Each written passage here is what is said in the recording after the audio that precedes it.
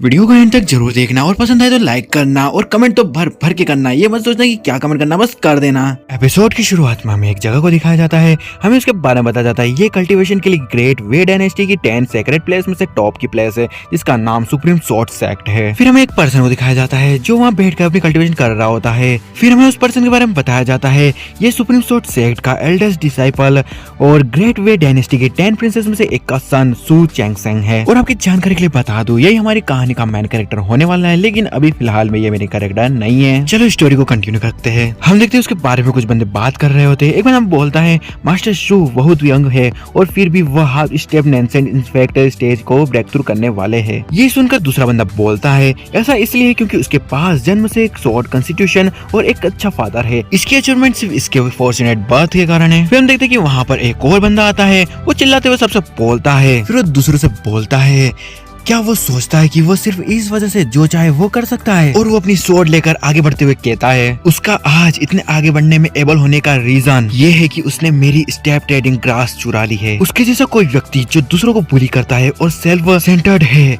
हमारे supreme sword sect में cultivation करने के लिए अनवर्दी है। और वो बंदा ये कहते ही अपनी स्वॉर्ड लेकर वहाँ से जंप कर देता है हमारे एमसी के ऊपर, और कल्टीवेशन करते हुए हमारे एमसी के ऊपर वो अपनी स्वॉर्ड से अटैक कर देता है। और वो कहता है आज मैं हेवन की ओर से जस्टिस की रक्षा करूंगा और हमारे क्लैन को क्लीन करूंगा। और वो कहता है मारो। हम देखते हैं जो हमारे एमसी के ऊपर ब्लू ऑरा होता है वो धीरे धीरे रेड में कन्वर्ट हो जाता है। ये देखकर कुछ बंदे बात करते हैं उसके ब्रेक थ्रू के क्रिटिकल मूवमेंट पर उसे इंटरप्ट कर दिया गया। कितना स्वीट प्रतिरोध है। ये सुनकर दूसरा बंदा बोलता है क्या वो डिमोनिक कल्टीवेशन में जा सकता है। हम देखते हैं हमारे एमसी की चारों ओर से रेड कलर का ओरा निकल रहा होता है। हमारे एमसी को इस तरह देखकर वहाँ पर बंदा चिल्लाते हुए बोलता है ओ नो वो डिमोनिक कल्टीवेशन में जा रहा है। हमें दिखाया जाता है कि वहाँ पर चारों ओर रेड कलर का ओरा फैल चुका होता है। फिर हमें चैंगसेंग को दिखाया जाता है जिसकी हालत बहुत बुरी हो चुकी होती है। वहाँ पर कोई बोलता है जल्दी कोई आओ, सीनियर ब्रदर ट्रबल में है। तभी हम देखते ही कोई हमारे एमसी को चेक कर रहा होता है। हम देखते वो बंदा हमारे एमसी को चेक करने के बाद बोलता है सू चैंगसेंग की स्वॉर्ड कॉन्स्टिट्यूशन डिस्ट्रॉय हो चुकी है और इसकी कल्टीवेशन भी डिसअपीयर हो चुकी है। इसका मतलब ये है कि ये अब और कल्टीवेशन नहीं कर सकता, इसे प्रिंस के मेंशन में वापस ले जाओ। फिर हमें रात का सीन दिखाया जाता है और हमें सू चैंगसेंग के रूम जो कि सू कंट्री के प्रिंस के मेंशन में होता है उधर का सीन दिखाया जाता है। हम देखते हैं हमारा एमसी बिस्तर से उठता है और वो उठते से ही एक मिरर को उठाता है और वो उस मिरर में अपना फेस देखता है और देखते के साथ ही वो वहाँ पर बहुत ज्यादा शॉक हो जाता है और चिल्लाते हुए बोलता है ये फेमिलियर ये अनफेमिलियर फेस। और वो बोलता है कि ऐसा लगता है कि मैं सच में दूसरे की बॉडी में आ गया हूँ। और फिर वो अपना सिर पकड़ते हुए बोलता है ठीक है भले मैं दूसरे की बॉडी में आया हूँ लेकिन मैं इसी बंदे की बॉडी में क्यों आया। अब ये वाला हमारा एमसी है जो कि इसकी बॉडी में आया है। और हमारा एमसी बताता है सू चैंगसेंग के पास सिर्फ नोबल स्टेटस ही नहीं है बल्कि उसके पास आउटस्टैंडिंग कल्टीवेशन टैलेंट भी है, लेकिन एक अच्छी स्टार्टिंग के पॉइंट के साथ इसने कोई भी अच्छा पाथ नहीं चुना और इसने इविल काम करे। वो न सिर्फ दूसरों से फोर्सफुली चीजें लेता था, वो दूसरों को भी बुली करता था। फिर हमारा एमसी बोलता है क्या ये ऑब्वियस नहीं है कि वो सिर्फ कैनन फोडर कैरेक्टर है। मेरी प्रीवियस लाइफ में मैं एक गुड पर्सन था, मैं एक विलन के रूप में रिकार्नेट कैसे हो सकता हूँ। और फिर वो बोलता है इससे भी बुरी बात क्या है, इस बॉडी के ओरिजिनल ओनर ने बहुत सारे लोगों को ऑफेंड किया है। इसकी डिमोनिक कल्टीवेशन में जाने की न्यूज सब जगह फैल गई होगी। मुझे खुद को प्रोटेक्ट करने के लिए कोई रास्ता ढूंढना होगा। और वो अपने हाथ में थोड़ी सी स्पिरिचुअल एनर्जी गैदर करता है और उसको देखकर खुश होते हुए बोलता है ये स्पिरिचुअल एनर्जी है, अभी भी थोड़ी होप बची हुई है। फिर हम देखते हैं कि वो स्पिरिचुअल एनर्जी अचानक से गायब हो जाती है और वो बोलता है कोई होप नहीं है। इतनी जरा सी स्पिरिचुअल एनर्जी को भी यूज करने के कारण हम देखते हैं कि हमारे एमसी की हालत खराब हो चुकी होती है और वो कहता है मेरा स्वॉर्ड कॉन्स्टिट्यूशन डिस्ट्रॉय हो चुका है और मेरी कल्टीवेशन ऑलमोस्ट चली गई है। अगर एनिमीज मेरे डोर पर आकर नॉक करे तो क्या होगा, क्या मेरा खेल खत्म हो जाएगा। तभी हम देखते हैं कि उसके रूम का दरवाजा कोई लात मार के खोल देता है। ये देखकर हमारे एमसी बोलता है हाँ क्या ऐसा हो सकता है कि एनिमीज सच में भी मेरे डोर पर नॉक करने आ गए। हम देखते हैं वहाँ पर एक सुंदर सी लड़की हमारे एमसी के रूम में आ रही होती है, लेकिन उसको देख लगता है कि वो बहुत गुस्से में है। ये देखकर हमारा एमसी घबराते हुए सोचता है इस सिचुएशन को देखकर ऐसा लगता है कि जो ये पर्सन आया है वो फ्रेंडली नहीं है। तभी हम देखते हैं कि हमारे एमसी को एकदम से कुछ याद आता है और उसको याद आता है कि ये लड़की और उसको जो याद आता है उससे इसकी फटके 4 नहीं 64 हो जाती है। और वो सोचता है ये तो मैं इसकी बॉडी पर प्लॉट लाइन को देख सकता हूँ। हमें बताया जाता है ये गर्ल जब से छोटी थी तब से उसके झाओ क्लैन में एक चमकदार एक्सिस्टेंस थी। हमें उस लड़की के बचपन का सीन दिखाया जाता है। हम देखते हैं उसके हाथों में फायर होती है। वो बोलती है डैडी देखो मैं अब स्पिरिट फायर को कंट्रोल कर सकती हूँ। उसका फादर बोलता है ग्रेट, तुम सच में हमारे झाओ क्लैन में सबसे ज्यादा टैलेंटेड हो। और हमें आगे बताया जाता है क्लैन की इमेंसिव पावर के कारण उसके पास प्रिंस के मेंशन के टैलेंटेड सन से एंगेजमेंट करने की क्वालिफिकेशन थी। हम देखते हैं उसका फादर उससे बोल रहा होता है यूर, क्या तुम 10th प्रिंस के सन से मैरी करना चाहती हो? वो लड़की बोलती है मेरे पेरेंट्स की विशेष और मैच मेकर्स के वर्ड्स के अनुसार मैं तैयार हूँ। और हमें बताया जाता है लेकिन भाग्य हमेशा इच्छा अनुसार नहीं चलता है। एक सर्टेन कल्टीवेशन सेशन के दौरान इस गर्ल को सडनली एक एक्सीडेंट को इनकाउंटर करना पड़ा और इसने अपनी ओरिजिनल कल्टीवेशन खो दी। हम देखते हैं कि उस लड़की को देखकर कुछ बंदे बात कर रहे होते हैं। एक बंदा बोलता है हमारे झाओ क्लैन के नंबर 1 टैलेंट ने अपनी सारी स्पेशल एनर्जी कैसे खो दी? दूसरा बंदा ये सुनकर बोलता है नंबर 1 टैलेंट, मुझे लगता है ये नंबर 1 वेस्ट है। फिर हमें आगे बताया जाता है लड़की को पूरी तरह से क्रश करने वाली बात यह थी कि उसके फियांसी ने भी इंसल्ट से उसे इंजर्ड करने का मौका नहीं छोड़ा और वो एंगेजमेंट को ब्रेक करने के लिए पर्सनली आया। हम देखते हैं हमारे एमसी के पुराने बॉडी ओनर ने ये एंगेजमेंट का डॉक्यूमेंट उसके ऊपर फेंक दिया होता है। अब समझना वो क्यों आई है। और इतना ही नहीं, हमारे एमसी का पुराना बॉडी ओनर उससे बोलता है तुम सुप्रीम स्वॉर्ड सेक्ट के फर्स्ट डिसाइपल होने के लिए वर्दी बिल्कुल भी नहीं हो। फिर हमें आगे बताया जाता है उस दिन के बाद से लड़की की कल्टीवेशन वापिस से रिकवर होने लगी। सो जब इसका फियांसी इंपीरियल कोर्ट वापिस आ गया तो वह उस स्कैम से रिवेंज लेने के लिए प्रिंस के मेंशन में घुस गई। अकेली होने के कारण उसे पीटा गया और प्रिंस के मेंशन से बाहर फेंक दिया गया। राख जैसे ठंडे दिल के साथ उसने एक क्लिफ से छलांग लगा दी। तभी हम देखते हैं कि उसके हाथों की वो रिंग चमकने लगती है और हमें आगे बताया जाता है उस क्रिटिकल मोमेंट पर एक अननेम्ड एम्प्रेस अपीयर हुई और उसने उसकी पोजीशन को स्वैप करके उसे बचा लिया। उस एम्प्रेस के गाइडेंस के अंडर वो लड़की एक अनपैरेलल्ड पावर हाउस के रूप में ग्रो हुई और उसने अपने फियांसी को वह उपहार देने का दावा किया जो उसने मांगा था। लड़की का नाम है झाओ शिव। हम देखते हैं हमारा एमसी कुत्तों के जैसे उसके सामने बैठा हुआ होता है। अब हमें प्रेजेंट का सीन दिखाया जाता है। हमारा एमसी मुस्कुराते हुए मन में सोच रहा होता है ये प्लॉट बहुत फेमिलियर फील हो रहा है। क्या ये ऑनलाइन नॉवल का कैनन फोटो नहीं है जिसे मेल लीड द्वारा थप्पड़ मार दिया गया हो? मैं इस टाइप की स्टोरी लाइन को नहीं समझ सकता, लेकिन उसको कुछ याद आता है और वो घबराते हुए सोचता है वेट अ मिनट, झाओ शिव, ये नाम कुछ फेमिलियर लग रहा है। और वो अचानक से घबराते हुए बोलता है ओह नो, ये कैनन फोटो मैं हूँ। मुझे अब याद आया कि इस बॉडी का प्रीवियस ओनर ने सच में एंगेजमेंट ब्रेक कर दी क्योंकि झाओ शिव ने उसकी कल्टीवेशन को खो दिया था। अब मैं इंपीरियल कोर्ट में वापस आ चुका हूँ तो ये मुझसे रिवेंज लेने आई है। तभी हम देखते हैं कि झाओ हमारे एमसी के गले पे शॉट रखते हुए बोलती है सू चेंग सेंग। हम देखते हैं हमारे एमसी अपनी उंगली की ओर देखते हुए सोचता है जैसा कि अब मैं हूँ, मेरे पास अपनी स्पिरिचुअल एनर्जी का एक ट्रेस भी नहीं है, लेकिन मैं अपनी प्रोटेक्शन के लिए कार्ड्स को बुलाऊं तो मुझे डर है कि चीजें वैसी ही सामने आ जाएगी जैसा कि पहले मैंने देखा था।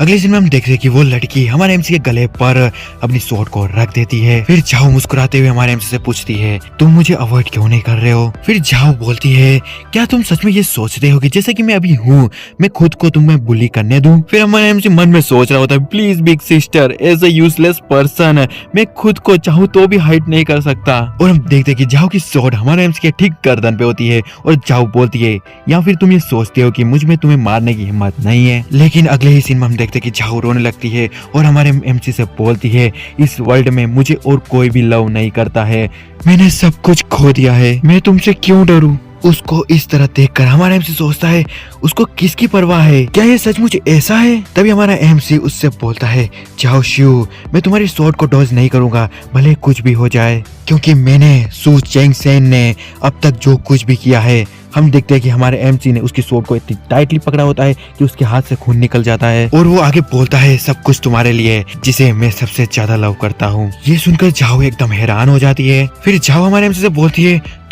तुम क्या कह रहे हो? और वो मन में सोचती है हालांकि सू चेंग सेन ने बहुत ज्यादा बुरे काम किए हैं लेकिन उसने हमेशा इसे स्वीकार किया है। भले ही दूसरे उससे नाराज हो वह कभी भी खुद को रोकता नहीं है। ऐसा नहीं लगता कि वह अपनी जान बचाने के लिए झूठ बोलेगा, इससे उसका क्या मतलब है? तभी हम देखते हैं कि हमारे एमसी के रूम के दरवाजे के सामने एक गार्ड आते हुए वहाँ पर जोर जोर से दरवाजा बजा रहा होता है।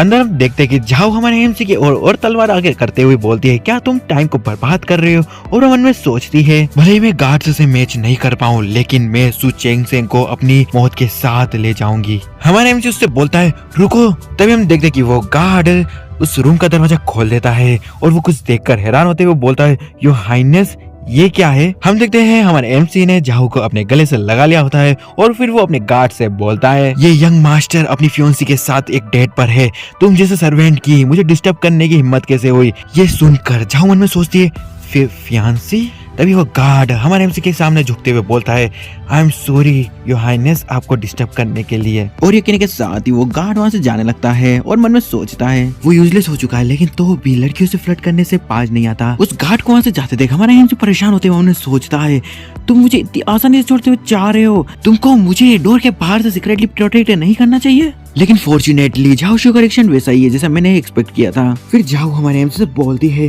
क्या तुमने अभी भी यही कहा कि तूने जो कुछ भी किया है वो मेरे लिए था, जिससे तुम सबसे ज्यादा प्यार करते थे? हमारे एमसी से बोलता है, ऑफ कोर्स। फिर झाओ बोलती है, तुमने सबको कहा था कि वो मुझे मेरे क्लेन वालों के सामने अबोर्डिनेट कर दे, ये मेरे खुद के अच्छे के लिए था। चेंगसेन बोलता है, एग्जैक्टली। फिर झाओ बोलती है, उस दिन मेरे फादर तुमसे प्राइवेटली डिस्कस करना चाहते थे, लेकिन तुमने इस बारे में केयर नहीं करी और कहा कि मैं ग्रीडी हूँ। वो भी क्या मेरे खुद के अच्छे के लिए था? हमारे से बोलता है, हाँ बिल्कुल। फिर जाओ हमारे से बोलती है, जब मैं पास्ट में नहा रही थी तो तुमने मुझे कहा था कि तुम मेरी मसाज करके और मेरे क्लोथ को चेंज करने में मेरी हेल्प करना चाहते हो, क्या वो भी मेरे खुद के अच्छे के लिए था? ये सुनकर हमारे एम से घबराते हुए उससे बोलता है, क्या ऐसा भी कुछ था? तभी हम देखते हैं जाओ हमारे एम से गले पर तलवार रखते हुए उससे चिल्लाते हुए बोलती है, तुम झूठे, तुमने अभी कहा कि तुम अपनी फियांसी के साथ डेट पर हो, मैं अब तुम्हारी फियांसी नहीं हूँ। अगर तुम मुझे इतना ही लव करते हो तो तुम इतने हार्टलेस कैसे हो सकते हो? फिर हमारे एम से उससे बोलता है, उस रात जिस दिन मैंने एंगेजमेंट को तोड़ा था तब तुम्हारी कल्टीवेशन मोर्टल रियल्म से क्वेरीफाइंग स्टेज के 3 पर पहुंच गई थी, सही कहा ना मैंने? तभी हम देखते हैं जाओ को जो ये सुनकर हमारे से बोलती है, तुम ये कैसे जानते हो? ये सुनकर हमारे एम से चिल्लाते हुए बोलता है, ऑफ कोर्स मैं ये जानता हूँ, क्योंकि यही रीजन था जिसके कारण मैंने एंगेजमेंट को तोड़ा था। जरा ध्यान से सोचो, तब से क्या हर रात कोई तुम्हारे सपने में तुम्हारा नाम नहीं ले रहा था क्या? ये सुनकर जाओ हमारे एम से बोलती है, क्या तुम मुझे स्पाई कर रहे थे? नहीं रुको एक मिनट, क्या तुम वो कारण थे उन ड्रीम्स का? फिर हमारे एमसी मन में सोचता है, मैं नेचुरली उसे अपनी गोल्डन हैंड टेक्निक नहीं समझा सकता, अब प्रोफाउंड की तरह प्रेटेंड करने का टाइम आ गया है। और फिर वो रिंग की तरफ देखते हुए मन में सोचता है, अगर कुछ भी अनएक्सपेक्ट नहीं हुआ होता तो रिंग में मौजूद एम्प्रेस ने मुझे पहले ही नोटिस कर लिया होता। फिर हमारा एमसी उसके गले पर लगी हुई शॉर्ट को हटाते हुए उसे बोलता है, एक कहावत है कि चरम सीमा तक जाना काफी दूर तक जाने के इक्वल है, क्या तुम समझ रही हो? फिर देखते हैं कि ये सुनते ही जाओ की शॉर्ट उसके हाथ से नीचे की तरफ गिर जाती है, यानी उसने अपनी शॉर्ट छोड़ दी होती है। और वो हमारे एमसी से बोलती है, मैं नहीं समझी कि मैं कैसे समझ सकती हूँ, और मुझे मालूम है कि आप भी नहीं समझोगे कि इसने क्या समझाया। और वो रोते हुए हमारे एमसी से बोलती है, जब से मैं यूजलेस हो गई थी कोई भी मुझे 3 सालों तक लव नहीं करता था, तुमने भी एंगेजमेंट को ब्रेक कर दिया, मैं अब और इस बेकार सी दुनिया में नहीं रहना चाहती। ये सुनने के साथ ही हमारा एमसी उसको गले से लगा लेता है और उससे बोलता है, तुम्हें उदास होने की जरूरत नहीं है, तुम्हारे पास अभी भी मैं हूँ, मेरी प्यारी यूर, वो सब पास्ट में था, अब हम फ्यूचर में साथ में रहेंगे। और फिर वो मन में सोचता है, एक सिकली ऑफर बनने से बचने के लिए मैं केवल इतना ही कह सकता हूँ। फिर जाओ रोते हुए हमारे एमसी को गले लगाते हुए उससे बोलती है, क्या ये सच में ट्रू है? क्या तुमने मुझे धोखा नहीं दिया? हमारे एमसी उससे बोलता है, ऑफ कोर्स नॉट, मैं तुम्हें धोखा कैसे दे सकता हूँ? फिर हमारे एमसी जाओ का हाथ पकड़ते हुए उसे बोलता है, वापस जाओ और सभी को बिजी रखो, वो तुम्हें बाहर देखने के लिए जरूर आएगी। आखिरकार उसके पास अब छिपने का कोई रीजन नहीं है। जाओ ये सुनकर हैरान हो रही होती है। फिर हमारे एमसी उससे बोलता है, जब तुम वापस चली जाओगी तो तुम सब समझ जाओगी। फिर हमें जाओ के हाथ की उसी रिंग को दिखाया जाता है। फिर वो जाते हुए हमारे एमसी से बोलती है, ठीक है मैं तुम पे बिलीव करती हूँ, और फिर वो अपनी स्वॉर्ड को भी उठा लेती है। फिर देखते हैं कि जाओ अपनी स्वॉर्ड को हमारे एमसी के गले पर वापस से रखते हुए उससे बोलती है, अगर तुमने मुझे धोखा दिया और भले ही तुम वापस से छुपने के लिए ध्यान से स्वॉर्ड सेक्टर में चले जाओ और तुम्हें वो ओल्ड वुमेन प्रोटेक्ट करे, तो भी मैं एक रास्ता ढूंढ लूंगी तुम्हें मारने का। और वो ये कहने के साथ ही वहाँ से निकल जाती है। हमारा एमसी उसको देख रहा होता है। उसके जाते साथ ही हमारा एमसी चैन की सांस लेते हुए सोचता है, ओह फाइनली वो टेरिफाइंग कॉल यहाँ से चली गई। थैंक गॉड मेरी एक्टिंग स्किल बहुत ज्यादा अच्छी है, नहीं तो मैं यहाँ पर परेशानी में पड़ सकता था। तभी हमारे एमसी के पास उसका गार्ड आते हुए उससे बोलता है, क्राउन प्रिंस क्या तुम ठीक हो? हमारे एमसी उससे बोलता है, सो तुम यहाँ से गए नहीं? मैं तुमसे जिस तरह से पहले बात करी उसके लिए मैं तुमसे माफी चाहता हूँ। उम्मीद है कि तुम इसका बुरा नहीं मानोगे। हमारे एमसी के मुंह से माफी वाले वर्ड को सुनकर वो गार्ड बिल्कुल हैरान हो जाता है और मन में सोचता है, डैम इट, क्राउन प्रिंस क्या पागल हो गया है? ये एक्चुअली एक सर्वेंट से माफी मांग रहा है। उसका ये एक्सप्रेशन देखकर हमारे एमसी से बोलता है, क्या हुआ? वो गार्ड घबराते हुए बोलता है, कुछ नहीं, मैं पहले यहाँ से जाता हूँ। और वो मन में सोचता है, आखिर क्राउन प्रिंस के साथ आज क्या गलत है? वो इतने डिफरेंट पर्सन की तरह क्यों एक्ट कर रहे हैं? फिर मैं झाओ रेसिडेंस की ओर का सीन दिखाया जाता है। हम देखिए झाओ वहाँ पर पहुंच चुकी होती है। लोग उसके बारे में बात कर रहे होते हैं। वो ज्यादा इंपॉर्टेंट नहीं है, इसलिए आप चाहो तो पढ़ लो, मैं उसको नहीं पढ़ने वाला। फिर झाओ वहाँ से जाते हुए मन में सोचती है, 3 साल इनफ है। सू चेंग सेंग, बेहतर होगा कि तुमने मुझे धोखा न दिया हो। फिर झाओ के पास एक सर्वेंट आते हुए उससे बोलती है, मिस, नहाने का पानी रेडी है। ये सुनकर झाओ उससे बोलती है, तुम सभी यहाँ से अभी चले जाओ। हम देखते हैं फिर झाओ वहाँ पर अंदर बैठे हुए अपनी कल्टीवेशन कर रही होती है और वो मन में सोचती है, जब क्यूआई रिफाइनिंग स्टेज के 3 पर कल्टीवेशन करने की बात आती है तो ये अभी भी सेम है। और वो सोचती है, अब मैं सिर्फ सू चेंग सेंग पर ही भरोसा कर सकती हूँ। और वो इधर उधर देखते हुए बोलती है, सीनियर प्लीज बाहर आइए। तभी हम देखते हैं कि झाओ की आंखों में आंसू आ जाते हैं और वो फिर रोते हुए बोलती है, सू चेंग सेंग, तुम्हारी मुझे धोखा देने की हिम्मत कैसे हुई? यह बस उस पर्सन के बारे में बात करता है जिसे तुम सबसे ज्यादा प्यार करते हो। यह सब बकवास है। यहाँ तक कि अगर मुझे एब्सोल्यूट मेडिटेन पिल भी खानी पड़े तो मैं तुम्हें अपने साथ ले जाऊंगी। तभी वो उस पिल को खाने जा रही होती है। तभी हम देखते हैं कि उस रिंग में से आवाज आती है। वहाँ पर कोई बोल रहा होता है। ऐसा लगता है कि उसने जो भी कहा है वो गलत नहीं कहा है। ये सुनकर झाओ हैरान होते हुए बोलती है, हाँ ये? फिर हमको देखने को मिलता है कि झाओ के हाथ वाली रिंग में से एक गोल्डन कलर का ओरा निकल रहा होता है। हम देखते हैं उस ओरा में से एक लड़की निकलती है और फिर वो बाहर निकलते से ही हमारी झाओ से बोलती है, मैं एक सुप्रीम टेक्निक का यूज करके ट्रांसेंडेंट हो गई हूँ और इस रिंग के अंदर रहती हूँ। एम्पायर के ब्लड का डिसेंडेंट जो उसको अवेकन करेगा उसका वेट कर रही हूँ। मेरा इरादा तुमको कुछ और देर जगाने का था, लेकिन उसने मुझे देखा और हिंट दिया कि मैं कुछ ज्यादा ही कर रही हूँ। सचमुच ये मेरी गलती थी। अब यह समय हमारे मिलने का है। ये सुनकर झाओ हैरान होते हुए बोलती है, सुप्रीम टेक्निक होन? तो वो तुम थी जिसने मेरी कल्टीवेशन में से मेरी सारी स्पिरिचुअल एनर्जी खत्म कर दी। मुझे ऐसा लग रहा है कि शायद बैटल टू द हेवन वाला सीन चल रहा है। जो देखता होगा वो समझ गया होगा। तो चलो स्टोरी को वापस कंटिन्यू करते हैं। हम देखते हैं वो रेड हेयर वाली लड़की झाओ से बोलती है, ये सब सिर्फ तुम्हारे लिए था। फिर झाओ उस लड़की से बोलती है, वेट, तुमने अभी क्या कहा? उसने तुम्हें देखा? हम देखते वो लड़की फिर बोलती है, नेचुरली मैं उस यंग मास्टर के बारे में सोच रही हूँ जो प्रिंस के मेंशन में था। मैंने एक्सपेक्ट नहीं किया था कि वो ऑलरेडी मेरे एक्सिस्टेंस को देख लेगा। वो सो कॉल्ड एंगेजमेंट को तोड़ना, वो भी मेरे कॉर्पोरेशन के साथ था। फिर झाओ बोलती है, क्या उसका मैडनेस में जाना एक एक्ट था? फिर वो लड़की बोलती है, उसने प्रोबेबली तुम्हें लोअर करा और प्राइवेटली सारी सिचुएशन को रिवील कर दिया जब तुम उसके साथ अकेली थी। वो मेरी एक्सिस्टेंस को सेंस कर सकता था और उसने सब कुछ कैलकुलेट कर लिया था। उस पर्सन की ट्रू स्टैंड बहुत टेरिफाइंग है। फिर झाओ बोलती है, सू चेंग सेंग ने एक्चुअली मुझे धोखा नहीं दिया था, वो मुझे सच में प्यार करता है। फिर वो लड़की बताती है, मैं बाइजी हूँ, व्हाइट एम्परर द्वारा सम्मानित, मैं तुम्हें प्राइम मिनिस्टर की पोजीशन देती हूँ। और वो अपना हाथ आगे बढ़ाती है और बोलती है, इसके साथ मैं अवेकन्ड ब्लड लाइन डिसेंडेंट को असिस्ट कर सकती हूँ। और हम देखते कि वो अपना हाथ झाओ पे रख देती है। झाओ के आसपास एक ग्रीन कलर की एनर्जी जनरेट हो रही होती है। फिर बाइजी झाओ से बोलती है, लो ग्रेड कल्टीवेशन मेथड की इंफीरियर स्पिरिचुअल एनर्जी तुम्हारे मेरिडियंस में इंटीग्रेट नहीं हो सकती। व्हाइट एम्परर की इटर्नल लाइफ मेथड तुम्हारा ट्रू पाथ है। हम देखते झाओ के चारों ओर वही ग्रीन कलर का ओरा पूरी तरह से उसे घेर लिया होता है। फिर बाइजी बोलती है, ब्लड लाइन अवेकन है, युआन यिंग गैदर हो रहे हैं। फिर नेक्स्ट सीन में हमें झाओ फैमिली कॉन्फ्रेंस हॉल का सीन दिखाया जाता है। हम देखते हैं वहाँ पर अंदर बहुत सारे एल्डर बैठे हुए होते हैं।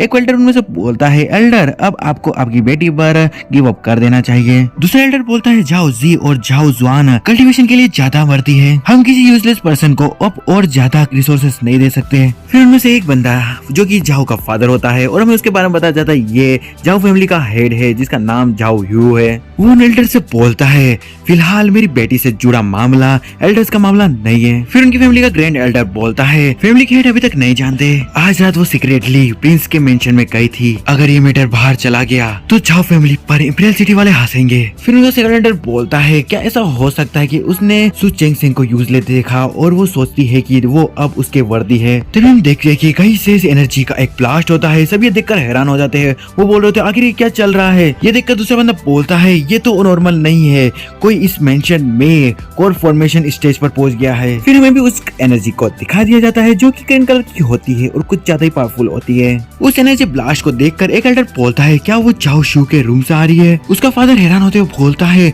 वो कोर फॉर्मेशन पे पहुंच गई है, ये कैसे पॉसिबल है। बाकी के एल्डर भी हैरान होते हुए बोलते क्या ये रियली शू है, वो तो सिर्फ 18 की है। आज तक कोई भी इतनी यंग एज में युआन यिंग तक नहीं पहुंच पाया। फिर हम देखते हैं जाओ के फादर को जो कि खुश होते हुए सोचते हैं जाओ फैमिली की व्हाइट फिनिक्स फाइनली वापस आ गई है। सामने के इस नजारे को देखकर दोगले एल्डर होना जाओ के फादर को कांग्रेचुलेशन करने लगते हैं। फिर में जाओ शिव को दिखाया जाता है जो कि अपनी कल्टीवेशन करके अपने रूम से बाहर निकल जाती है। उसके सामने खड़े लोग उसे कांग्रेचुलेशन करते हुए कह रहे होते कांग्रेचुलेशन मिस सू, अब आप युआन यिंग पे पहुंच गई है और अब आप सू चेंगसेंग के फेस पर थप्पड़ मार सकती है। उन लोगों की ये बात सुनकर जाओ उनसे गुस्से में बोलती है उसके बारे में बुरा मत बोलो। और वो फिर उन लोगों से बोल रही है कि अगर आज मैं सू चेंगसेंग से नहीं मिली होती तो मुझे नहीं मालूम होता कि मुझे और कितना ह्यूमिलिएशन सहना होता और कितना बर्डन उठाना होता। और अब आज से जाओ शू का ओनली हस्बैंड और सबसे प्यारा सू चेंगसेंग है। ये सुनकर सभी बंदे हैरान होते हुए पूछते हैं आखिर ऐसा क्यों। उनका ये सवाल सुनकर जाओ उनसे बोलती है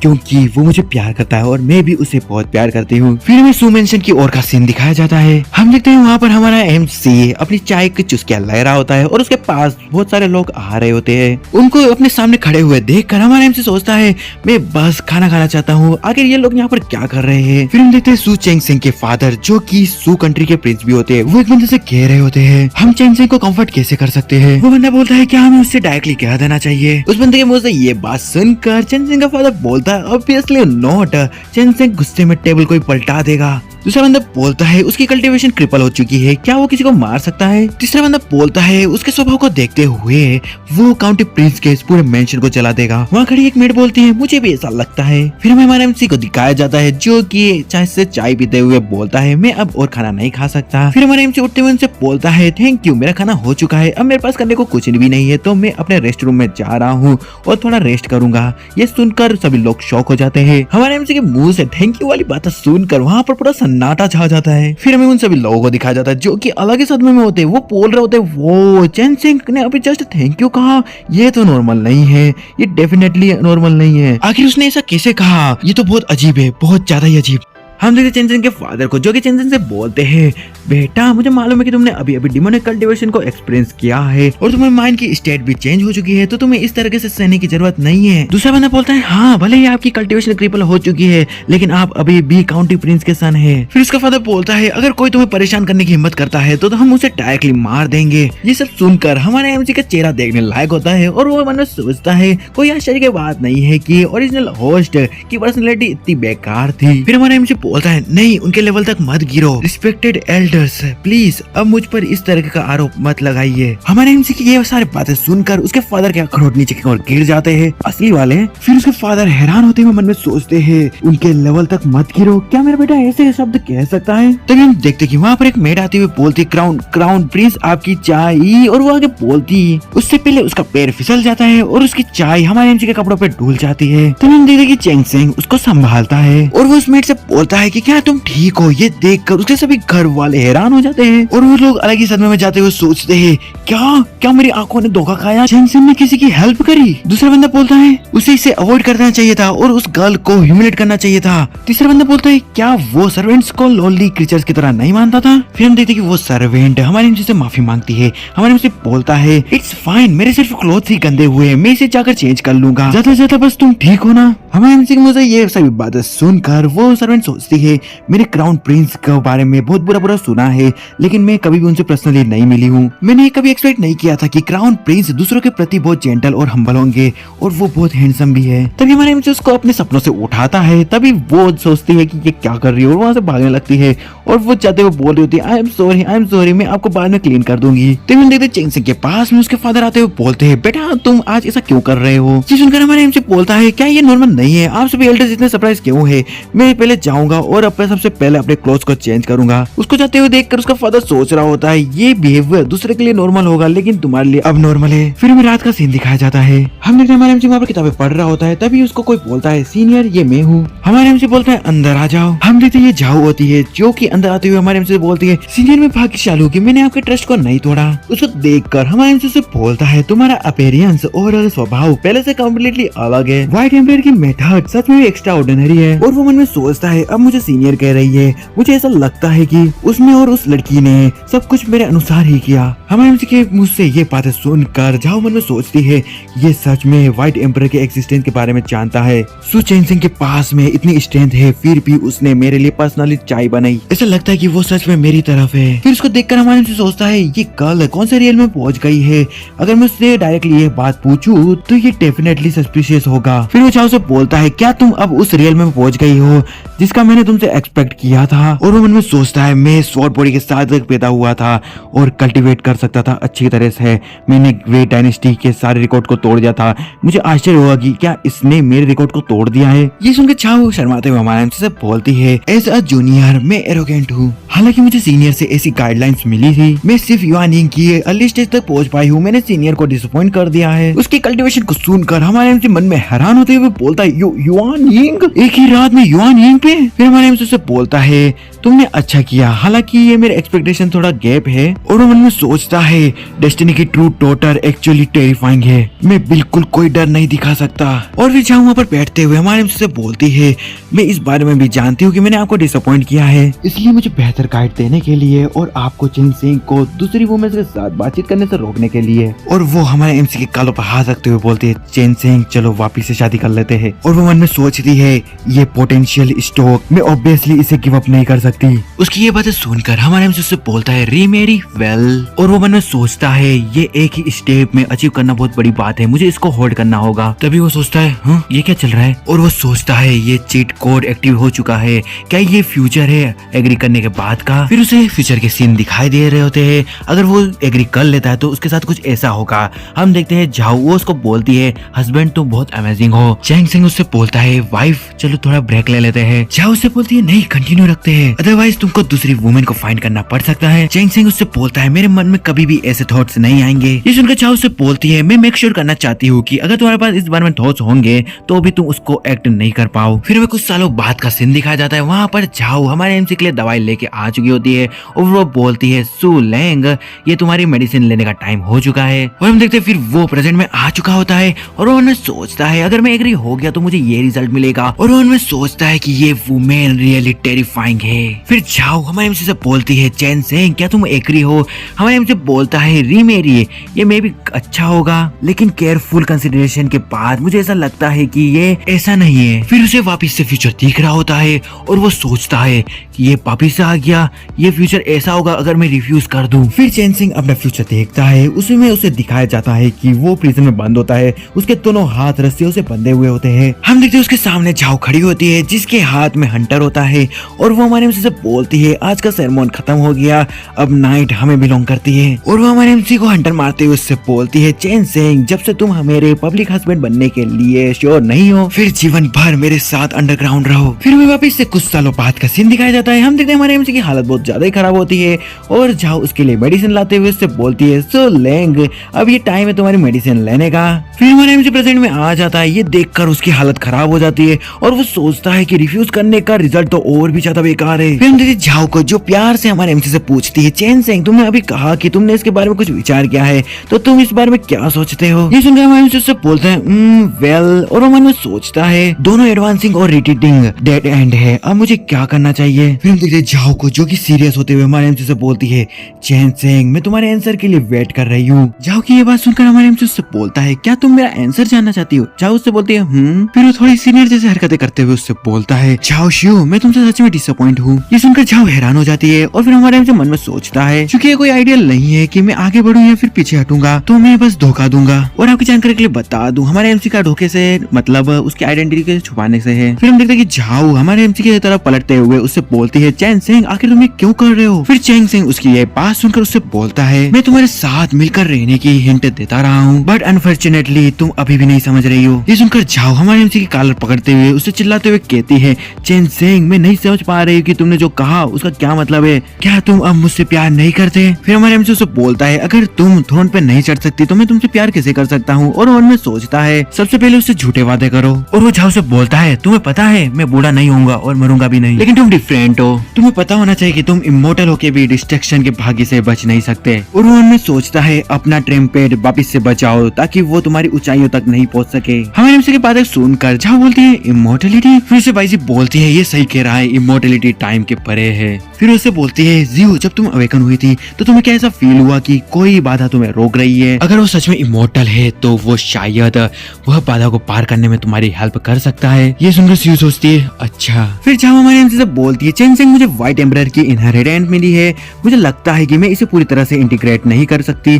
तुम जानते हो क्यों? ये सुनकर हमारा एमसी परेशान होते हुए मन में सोचता है इतना प्रोफाउंड क्वेश्चन जिसे तुम्हारे अंदर का इमोर्टल भी नहीं जानता तो मैं कैसे जान सकता हूँ। वेल अब यहाँ पर कोई चॉइस नहीं है तो मैं इस धोखे में ही रखूंगा। फिर हम देखते हैं हमारा एमसी दूसरी ओर पलट जाता है और वो झाओ से बोलता है कल्टीवेशन एक विशाल और प्रोफाउंड जर्नी है, इनहेरिटेंस को रिसीव करना 1000 माइल जर्नी का बस एक स्मॉल पार्ट है। ये सुनकर झाओ हैरान होते हैं हमारे एमसी से बोलती है सिर्फ वो पहला स्मॉल स्टेप। चेन बोलता है हाँ एक ग्रेट एम्परर बनना भी एंड नहीं है। फिर हम देखते झाओ को जो कि थोड़ा निराश होते हुए हमारे से बोलती है इमोर्टलिटी का पाथ बहुत डिफिकल्ट है, क्या होगा अगर मैं एक ग्रेट एम्परर बनने में फेल हो जाऊं? अगर मैं लंबे सड़क में आधे रास्ते में ही नष्ट हो जाऊं तो तुम क्या करोगे? ये सुनकर हमारे से उसे चिल्लाते हुए बोलता है ऐसे बकवास बातें मत करो, मेरे प्रोटेक्शन के साथ ऐसा कभी नहीं होगा। और वो मन में सोचता है मेरे अब भी बहुत सारे एनिमीज है और मैं अब भी उनके अटैक से बचने के लिए तुम्हारी हेल्प का इंतजार कर रहा हूँ। हमारे एमसी द्वारा उसको प्रोटेक्ट करने की बात सुनकर झाओ उससे बोलती है रियली? फिर हमारे एमसी उससे बोलता है अगर तुम नष्ट हो गई तो मैं और ज्यादा नहीं जी पाऊंगा। और वो मन में सोचता है ये स्टेटमेंट ऑब्वियसली ट्रू है। हमारे एमसी के मुंह से ये बात सुनकर जहाँ उस मन में सोचती है उसका इससे क्या मतलब था, क्या वो इमोर्टल नहीं है? और वो फिर हमारे एमसी की ओर गौर से देखते हुए सोचती है इसका मतलब है कि वह प्यार के लिए सेक्रीफाइस कर देगा। मैं अब समझ गई। और इसी के साथ हम देखते हैं कि झाओ के आसपास बहुत ज्यादा एनर्जी जनरेट होने लग जाती है और देखते ही देखते वो ब्रेक थ्रू कर जाती है। ये देखकर हमारे एमसी के फैमिली वाले बात कर रहे होते हैं, वो बातें ज्यादा इंपॉर्टेंट नहीं है तो आप तो उसको पढ़ सकते हो। फिर हमारा सीन शिफ्ट होता है, हमें जाओ रेसिडेंस को दिखाया जाता है, वहाँ पर वही एल्डरन को दिखाया जाता है। उनमें से एक एल्डर बोलता है ये तो मिस का हो रहा है, वो सिर्फ एक रात के लिए दूर गई और उसने मिड नेंसेंट इस और स्टेज पर ब्रेक थ्रू कर लिया। तो सू चेंगसिंग के पास ऐसी कौन सी मेथड है? एक दूसरा एल्डर बोलता है क्या ये डुअल कल्टीवेशन का इफेक्ट है? और भाई जिसको डुअल कल्टीवेशन का मीनिंग नहीं मालूम है तुम जाके पोगो देखो। फिर हमारा सीन वापिस से हमारे एमसी और झाओ की ओर शिफ्ट हो जाता है। हमारे एमसी उसको अपने सामने ब्रेक थ्रू करते देख मन में सोचता है चूजन वन ट्रूली डिफरेंट है। मेरा होस्ट 20 इयर्स तक कल्टीवेशन करता रहा और उसने नेंसेंट सोल स्टेज के दहलीज को भी टच नहीं कर पाया, लेकिन ये पल भर में नेंसेंट सोल स्टेज के मिड में पहुंच चुकी है। फिर जाओ हमारे एमसी के गले लगते हुए उससे बोलती है चेन सिंह मैं तुम्हारे गाइडेंस को समझती हूँ, थैंक यू। उसकी ये बातें सुनकर हमारे एमसी मन में सोचता है तुम ऐसे ही समझ गई, मुझे ये समझ में नहीं आ रहा कि मैं तुम्हें क्या गाइड कर रहा हूँ। और जाओ हमारे एमसी से प्यार से बोलती है चेन सिंह मैं तुम्हारे लिए ग्रेट एम्परर बनूंगी, इन द एंड मैं तुम्हारे साथ इमोर्टलिटी के पिनेकल तक पहुंच जाऊंगी। फिर हमारे एमसी सोचता है वो भयानक फ्यूचर नहीं आया, इसका मतलब मैंने टेस्ट को पास कर लिया। और इसी के साथ हम देखते हैं कि झाओ वहाँ से उड़ते हुए निकल जाती है। फिर हम देखते हैं झाओ को जो वहाँ से जा रही होती है और उसके पास में बाइजी भी आ जाती है। वो उससे बोलती है शिव तुमने अभी क्या रियलाइज करा? फिर झाओ उससे बोलती है लो चेन सिंह जो इमोर्टल है, जो कभी बूढ़ा भी नहीं होगा और मरेगा भी नहीं, वो मेरे लिए खुद को सेक्रीफाइस करने के लिए भी तैयार है। उसने मुझे समझाया कि लव इनहेरिटेंस से ज्यादा इम्पोर्टेंट है एंड देन मैंने ब्रेक थ्रू कर लिया। और वो चाहते हुए सोचती है चेन सिंह मैं तुम्हें कभी निराश नहीं करूंगी। फिर हमारा सीन हमारे एमसी की ओर शिफ्ट हो जाता है। वो वहाँ बैठे बैठे सोच रहा होता है झाओ शिव ने फाइनली ट्रायल को पास कर लिया। शॉर्ट टर्म में उसके लाइफ में कोई भी डेंजर नहीं होना चाहिए, लेकिन ये सिर्फ एक टेम्पररी सॉल्यूशन है। मुझे अपनी कॉम्बैट पावर को रिस्टोर करने के लिए कोई ना कोई रास्ता तो ढूंढना होगा। तभी उसकी नजर उसके हाथों की ओर जाती है और वो उसको देखकर सोचता है हाँ ये क्या है? और वो सोचता है स्पिरिचुअल एनर्जी, आखिर सडनली मेरे पास स्पिरिचुअल एनर्जी कैसे है? और वो वहाँ पर खुश होते हुए सोचता है मैं अब वापिस से कल्टीवेट कर सकता हूँ। फिर उसे कोई सी चीज ट्रिगर होती है और वो सोचता है क्या ये एक दूसरा प्लॉट ट्विस्ट है, लेकिन मैंने तो कुछ नहीं किया। फिर हमें एक टेक्निक को दिखाया जाता है, उसके बारे में हमें बताया जाता है ये व्हाइट एम्परर की इमोर्टल टेक्निक है जो स्वॉर्ड बॉडी को रिस्टोर कर सकती है। उसको देखकर हमारे एमसी सोचता है ये तो व्हाइट एम्परर की इमोर्टल टेक्निक है, आखिर ये रिवॉर्ड सडनली अपीयर क्यों हो गया? ये कल वहाँ नहीं था, कल से बस इतना ही डिफरेंस है कि। और वो बोलता है मैं समझ गया ये झाओ शिव है, उसने उसकी कल्टीवेशन में ब्रेक थ्रू किया इसके साथ हमारा सीन अगले दिन पर शिफ्ट होता है। हमें वहाँ पर झाओ शियू के फादर को दिखाया जाता है। वो किसी बंदे से बोलते हैं, झाओ जी क्या तुम ये कहना चाहते हो कि जो झाओ शियू ने ब्रेक थ्रू किया है वो सिर्फ सू चेंगसेंग के साथ डुअल कल्टीवेशन करने के कारण है। वो बंदा बोलता है, मैंने उससे पूछा लेकिन मेरी कजन ने मुझे थप्पड़ मारा और अकेले में चली गई। हम देखते उस बंदे का फेस भी सूजा हुआ होता है। ये सुनकर वहाँ पर बैठे सभी एल्डर बात कर रहे होते हैं। उनमें से एक एल्डर बोलता है, ऑब्वियसली वो खुद को गिल्टी फील कर रही होगी, ऐसा लगता है कि झाओ जी ने अपने सिर में ही अपना नाखून मार लिया। दूसरा बंदा बोलता है, हाँ सभी लोग ऐसा कह रहे हैं कि मिस ने ब्रेक थ्रू सिर्फ सू चेंगसेंग के साथ डुअल कल्टीवेशन करने के कारण किया है, ये मिस की रेपुटेशन के लिए अच्छा नहीं है। दूसरा बंदा बोलता है, कोई आश्चर्य की बात नहीं है कि मिस ने पहले ऐसे वर्ड्स को बोला था। मुझे डर है कि उसका प्रमोशन सू चेंग से इंस्पायरेबल है, तो क्या हम मिस और उस यूजलेस पर्सन को एक साथ एक बंधन में बांध दे। फिर हम देखते झाओ के फादर को जो उन सभी से बोलते हैं, नहीं मुझे सस्पेक्ट है कि सू चेंग सेंग कभी यूजलेस था ही नहीं, वो सिर्फ सिचुएशन को मैनिपुलेट कर रहा था। ये बातें सुनकर एक एल्डर बोलता है, उसकी पर्सनैलिटी के साथ क्या वो जानता है कि उसकी एबिलिटी को कैसे हाइड करे। वहाँ डेफिनेटली कुछ गड़बड़ चल रही है, अगर वहाँ पर कुछ सस्पिशियस हुआ तो हम अकॉर्डिंगली एक्ट करेंगे। फिर झाओ के फादर बोलते हैं, हमारे पास कोई चॉइस नहीं है, हम इसे अब और डिले नहीं कर सकते, तुम्हें तुरंत यहाँ से जाना चाहिए। फिर वो एल्डर एक बंदे की ओर इशारा करते हुए बोलते हैं, झाओ जी के बारे में क्या कैसा होगा कि वो सू चेंगसेंग के साथ जाकर कंसल्ट करे और हमारे झाओ क्लैन को रिप्रेजेंट करे। हम देते हैं झाओ जी को, जो उस एल्डर की बात सुनकर मन में सोचता है, ऑल राइट अगर सू चेंगसेंग यूजलेस है तो मैं उसे हमारे झाओ क्लैन के पावर के अधीन कर लूंगा। फिर हमारा सीन शिफ्ट होता है। हमें सू फैमिली के पैट्रियार्च को दिखाया जाता है, जो कि सू फैमिली के एल्डर्स की मीटिंग में वहाँ पर आते हुए उन सभी से चिल्लाते हुए कहते हैं, सू चेंगसेंग को एंगेजमेंट ब्रेक करने के लिए किसने अलाउ किया था। अब मिस झाओ नेंसन सोल स्टेज के मिड में पहुंच गई है, अब हमें क्या करना चाहिए। ये सुनकर हमारे एमसी का फादर वहाँ सभी से बोलता है, चेंगसेंग को बहुत ज्यादा इंक्लूड करना है, ये मेरी गलती है। ये सुनकर उनके पास बैठा एक एल्डर बोलता है, क्या हमें चेंगसेंग को नहीं सौंपना चाहिए। ये सुनकर चेंगसेंग का फादर उससे गुस्से में देखते हुए बोलता है, चेंगसेंग को सौंपना ये इम्पॉसिबल है। तो वहाँ पर एक बंदा आते हुए उन सभी से बोलता है, रिपोर्टिंग सर, मेरे पास रिपोर्ट करने के लिए कुछ इम्पोर्टेंट है। चेंगसेंग का फादर बोलता है, बको। तभी वो बंदा बकना शुरू करता है, मतलब बोलना शुरू करता है, और वो बोलता है, सिटी में चारों ओर अफवाह फैल रही है कि भले ही हमारे यंग मास्टर की स्वॉर्ड बॉडी डिसेबल्ड हो गई हो, फिर भी उन्हें वुमेन कल्टीवेटर द्वारा नरिश्ड किया जा सकता है और उनका नरिशमेंट भी बन सकता है। इसकी वजह यही थी कि झाओ शियू को 2 एहसास हुए और वह एक मिड नेंसेंट सोल कल्टीवेटर बन गई। ये सुनकर हमारे एमसी का फादर हैरान होते हुए उस बंदे से बोलता है, क्या ये सच में ट्रू है, क्या इस र्यूमर का कोई भी एविडेंस है। फिर वो बंदा बोलता है, जब मिस झाओ हमारे मेंशन में 2 बार आई तो उन्होंने किसी को भी अवॉइड नहीं किया। और वो बंदा आगे बोलता है, कल मैंने और दूसरे सर्वेंट ने सच में यंग मास्टर को दूर से झाओ शियू को अपने बाहों में पकड़े हुए देखा, लेकिन उस समय मैंने इसके बारे में ज्यादा नहीं सोचा। ये सुनकर हमारे एमसी का फादर हैरान होते हुए बोलता है, लास्ट नाइट कुछ हुआ।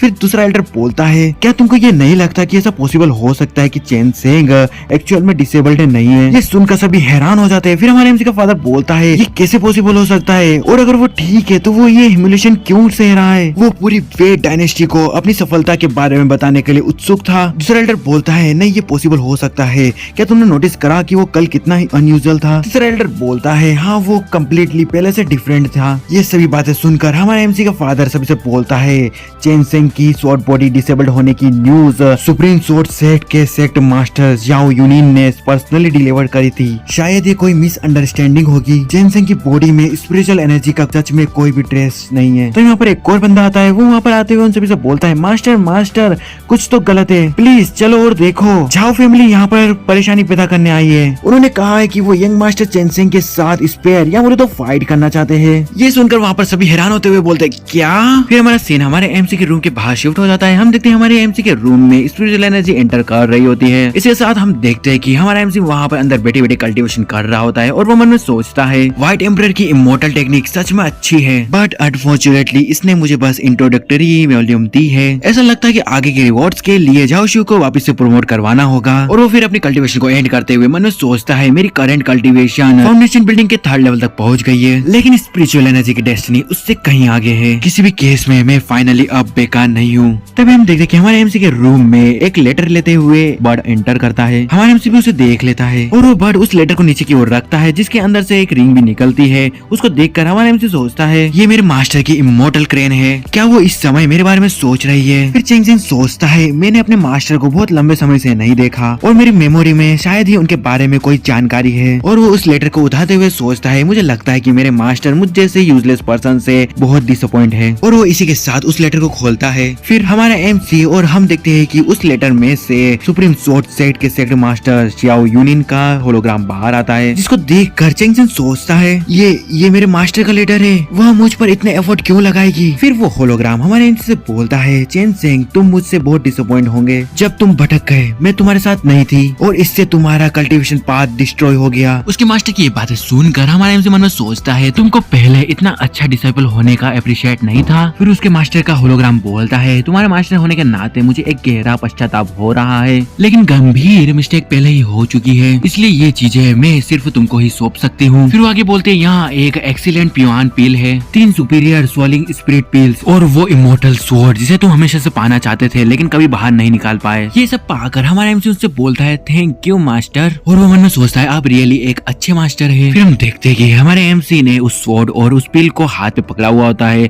फिर उसकी मास्टर उससे बोलती है हालांकि ये आइटम स्ट्रेस से होने वाले नुकसान को ठीक नहीं कर सकती, लेकिन ये तुम्हारी गुड हेल्थ को मेंटेन करने में तुम्हारी हेल्प कर सकती है। और वो बोलती है प्लीज हम्बली रहो और पहले की तरह दिखावा मत करना। फिर हमारे MC उसकी मास्टर को बोलता है मैं सू चेंग सेंग अपनी मास्टर की एक्सपेक्टेशन को कभी भी डिसअपॉइंट नहीं करूंगा। फिर हम देखते हैं कि उसके मास्टर का होलोग्राम वहाँ से डिसअपेयर हो रहा होता है और वो डिसअपेयर होते होते बोलती है मुझे पता है कि तुम मुझे रात में बेडरूम में कपड़े बदलते हुए छुप कर दिखा करते थे, इसलिए प्लीज फ्यूचर में ऐसा करना बंद कर दो नहीं तो तुम मर जाओगे। फिर अपनी तारीफ सुनकर हमारा MC मन में सोचता है उप्स ये बंदा सच में। फिर अगले दिन हम देखते हैं कि हमारा MC उस स्वॉर्ड को देखते हुए मन में सोचता है अनफॉर्चुनेटली प्रीवियस ओनर, अगर तुम्हारा गोल स्वॉर्ड मशीन था तो तुमने झांकने की हिम्मत क्यों करी? मास्टर बहुत उदार है, उन्होंने न केवल मुझे वैल्यूएबल एलेक्सर्स दिए बल्कि उन्होंने मुझे ये स्वॉर्ड भी दी। और वो सोचता है कि ऐसा लगता है कि मास्टर ने ये स्वॉर्ड साउथ के एंशिएंट टॉम से ऑब्टेन करी है और कोई भी इसका क्लेम करने के लिए एबल नहीं है। झाओ शू का फ्यूचर देखने के बाद मुझे पता चला कि इस स्वॉर्ड में एक सेल्फ प्रोटेक्शन मैकेनिज्म है और सिर्फ झाओ शू ही इसे पूरी तरह से अनलॉक कर सकती है। फिर हम देखते हैं कि चेन सेंग को यार्ड में से बहुत सारी आवाजें आ रही होती है, उसको सुनकर वो हमारा MC सोचता है कि बाहर से इतनी आवाजें क्यों आ रही है। फिर हमें बाहर का सीन दिखाया जाता है, वहाँ पर झाओ फैमिली के लोग आए हुए होते हैं, इसी कारण शोर हो रहा होता है। फिर झाओ क्लैन का एल्डर सू फैमिली के लोगों से बोलता है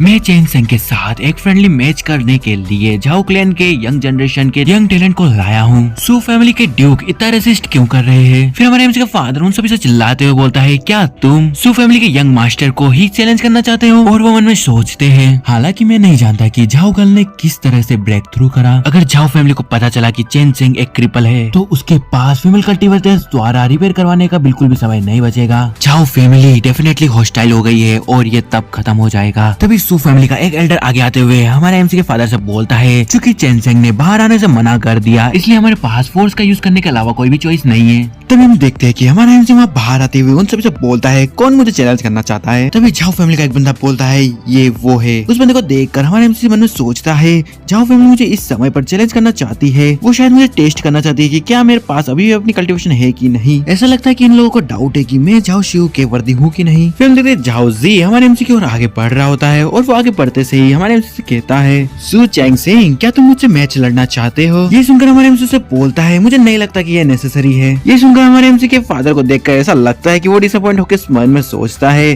कि वेल ये ऐसा एक्सपेक्ट था कि चेन सेंग वेस्ट है। सामने का नजरा देखकर झाओ क्लैन का एल्डर मन में सोचता है र्यूमर्स पर भरोसा नहीं किया जा सकता, ये बच्चा सच में यूजलेस है। फिर हम देखते हैं झाओ जी को जो कि हमारे MC के सामने इतराते हुए बोलता है वेस्ट हमेशा वेस्ट ही रहेगा। ये सुनकर हमारा MC गुस्से में उससे बोलता है तुमने मेरे वर्ड के मीनिंग को कुछ गलत ही ले लिया, अदरवाइज मैं अगर फाइट करूंगा तो तुम्हारी मौत भी हो सकती है। हमारे MC की ये बात सुनकर सब शॉक हो जाते हैं। फिर झाओ जी हमारे MC से बोलता है क्योंकि यंग मास्टर सू बहुत कॉन्फिडेंट है तो क्या तुम मेरे साथ मार्शल अरेना में जाने का तैयार हो? ये सुनकर चेन सेंग उससे बोलता है श्योर, अगर तुम हारना ही चाहते हो तो मैं तुम्हारी इस विश को पूरी करूंगा। हमारे MC की ये बात सुनकर उसका फादर एक सर्वेंट से बोलता है जल्दी जल्दी जाकर यांग को यहाँ पर बुला के लाओ। फिर यहाँ से हमारा सीन शिफ्ट हो जाता है, हमें हमारे MC और झांग जी को एक मार्शल अरेना में दिखाया जाता है जहाँ पर उनकी फाइट होने वाली है। वो दोनों फाइट करने के लिए तैयार खड़े होते हैं, सभी लोग उनको देख रहे होते हैं। तभी हम देखते कि हमारे एमसी का फादर एक एल्डर से बोलता है, चैन सेंग स्वाभाविक रूप से जीतती है, मुझे डर है कि वो सिर्फ अपनी इज्जत के खातिर यहाँ पर मर जाएगा, हम बाद में एल्डर यांग को परेशान करेंगे। वो एल्डर शांत होकर खड़ा रहता है और मुस्कुराते हुए हमारे एमसी के फादर से बोलता है, चिंता मत करो। फिर हम देखते झाओ जी हमारे एमसी से बोलता है, सू चेंग सेंग, क्या तुमको याद है कि तुमने मेरे साथ पहले क्या किया था? जब हम पहली बार मिले थे तो तुमने मुझे हेम्यूलेट करा था, तुमने मुझे वेस्ट कहा था और मेरे एक दांत को भी तोड़ दिया था। हमारे एमसी उसकी ये बातें सुनकर परेशान होते हुए उससे बोलता है, मुझे ये याद नहीं। और वो मन में सोचता है, यह आदमी जब भी कमजोर लोगों को देखता था तो उसे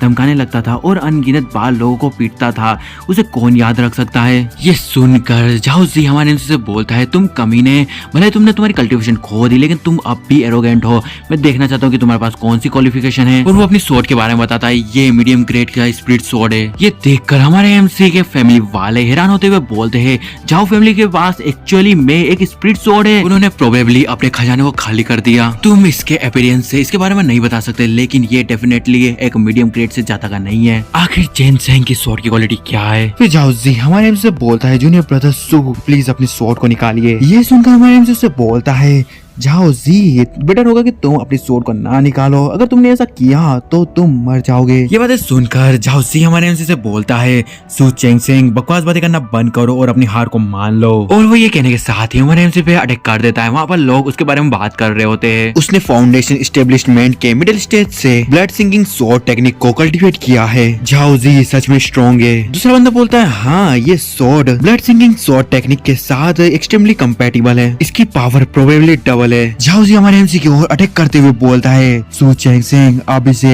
फिनिश करते हैं। उसको देखकर हमारे एमसी सोचता है, मैं सिर्फ ट्रिपल फाउंडेशन एस्टेब्लिशमेंट स्टेज पर हूँ और हमारे बीच का गैप बहुत ज्यादा बड़ा है, और अगर मैं कम अंतर से हारता या जीतता हूँ तो झाओ शिउ डेफिनेटली सस्पिशियस होगी। लेकिन फॉर्चुनेटली मेरे हाथों में चेन सेंग की स्वॉर्ड है, हालांकि सिर्फ झाओ शिउ ही इस स्वॉर्ड को यूज कर सकती है। फ्यूचर में मेरे देखे गए ड्रीम के अकॉर्डिंग मैं स्टील रिस्ट्रिक्शन को एक्टिव कर सकता हूँ। फिर चेन सेंग उसके हाथ में रखी स्वॉर्ड को कस के पकड़ता है और उस स्वॉर्ड की थोड़ी सी पावर्स को एक्टिवेट कर लेता है, जितनी पावर्स को वो एक्टिवेट कर सकता था। और इसी के साथ वो उस स्वॉर्ड को अपने आगे करते हुए झाओ जी के अटैक को उस स्वॉर्ड से ब्लॉक कर लेता है। उन दोनों की स्वॉर्ड को टकराने के कारण वहाँ पर बहुत ज्यादा प्रेशर पड़ता है, जिससे झाओ जी की स्वॉर्ड भी टूट जाती है और वो दूर जाते हुए उड़ता है, लिटरली उड़ ही जाता है। और उसको अपने ऊपर से जाते हुए देख उसके नीचे मौजूद उसके क्लैन के लोग उसको बड़ी हैरानी से देख रहे होते हैं। ये सभी अपने आंखों के सामने होते देख झाओ फैमिली का एक एल्डर सोचता है, उसके स्वॉर्ड के इम्पैक्ट के कारण झाओ जी उड़ता चला गया, आखिर ये किस तरह की स्वॉर्ड की स्ट्राइक थी? ये देखकर हमारे एमसी का फादर मन में सोचता है, सच में सू चेंग सेंग यूजलेस होने से कोसों दूर है। और उसका फादर खुश होते हुए मन में सोचता है, चेंग सेंग ने एक्चुअली अपनी ट्रू एबिलिटी को छुपाया। फिर हमारे एमसी बड़े एटीट्यूड में वहाँ सभी से बोलता है, यहाँ पर कोई और है जो मेरे साथ फाइट करना चाहता है। झाओ फैमिली का एल्डर बोलता है, अरे नहीं नहीं आप तो बुरा मान गए, हम देखते हैं। पीछे से झाओ शिउ भी आ रही होती है और झाओ शिउ वहाँ पर आते हुए उनसे गुस्से में बोलती है, ग्रैंड एल्डर झाओ जी तुम यहाँ पर क्या कर रहे हो? फिर हम देखते कि वो ग्रैंड एल्डर घबराते हुए शिउ से बोलता है, मिस हम तो यहाँ पर बस एक चेन सेंग के साथ में फाइट करने आए थे। फिर झाओ जी बोलता है, हाँ सिर्फ एक ही मूव के साथ मैं हार गया।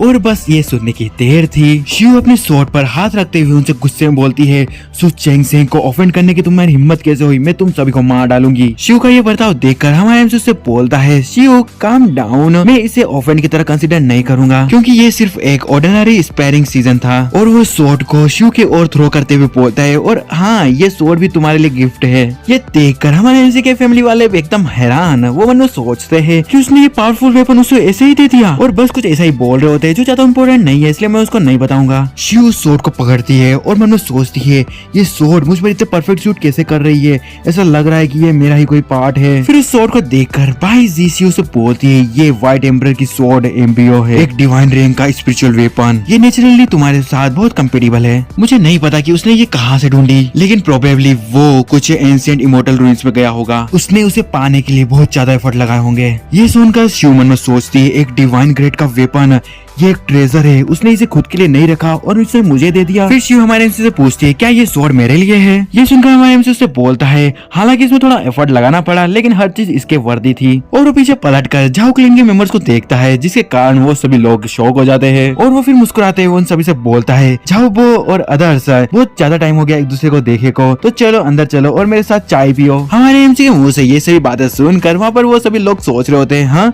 क्या सू चेंग सेंग को किसी घोष ने पोजेस कर लिया है? ये इतना पोलाइट क्यों है?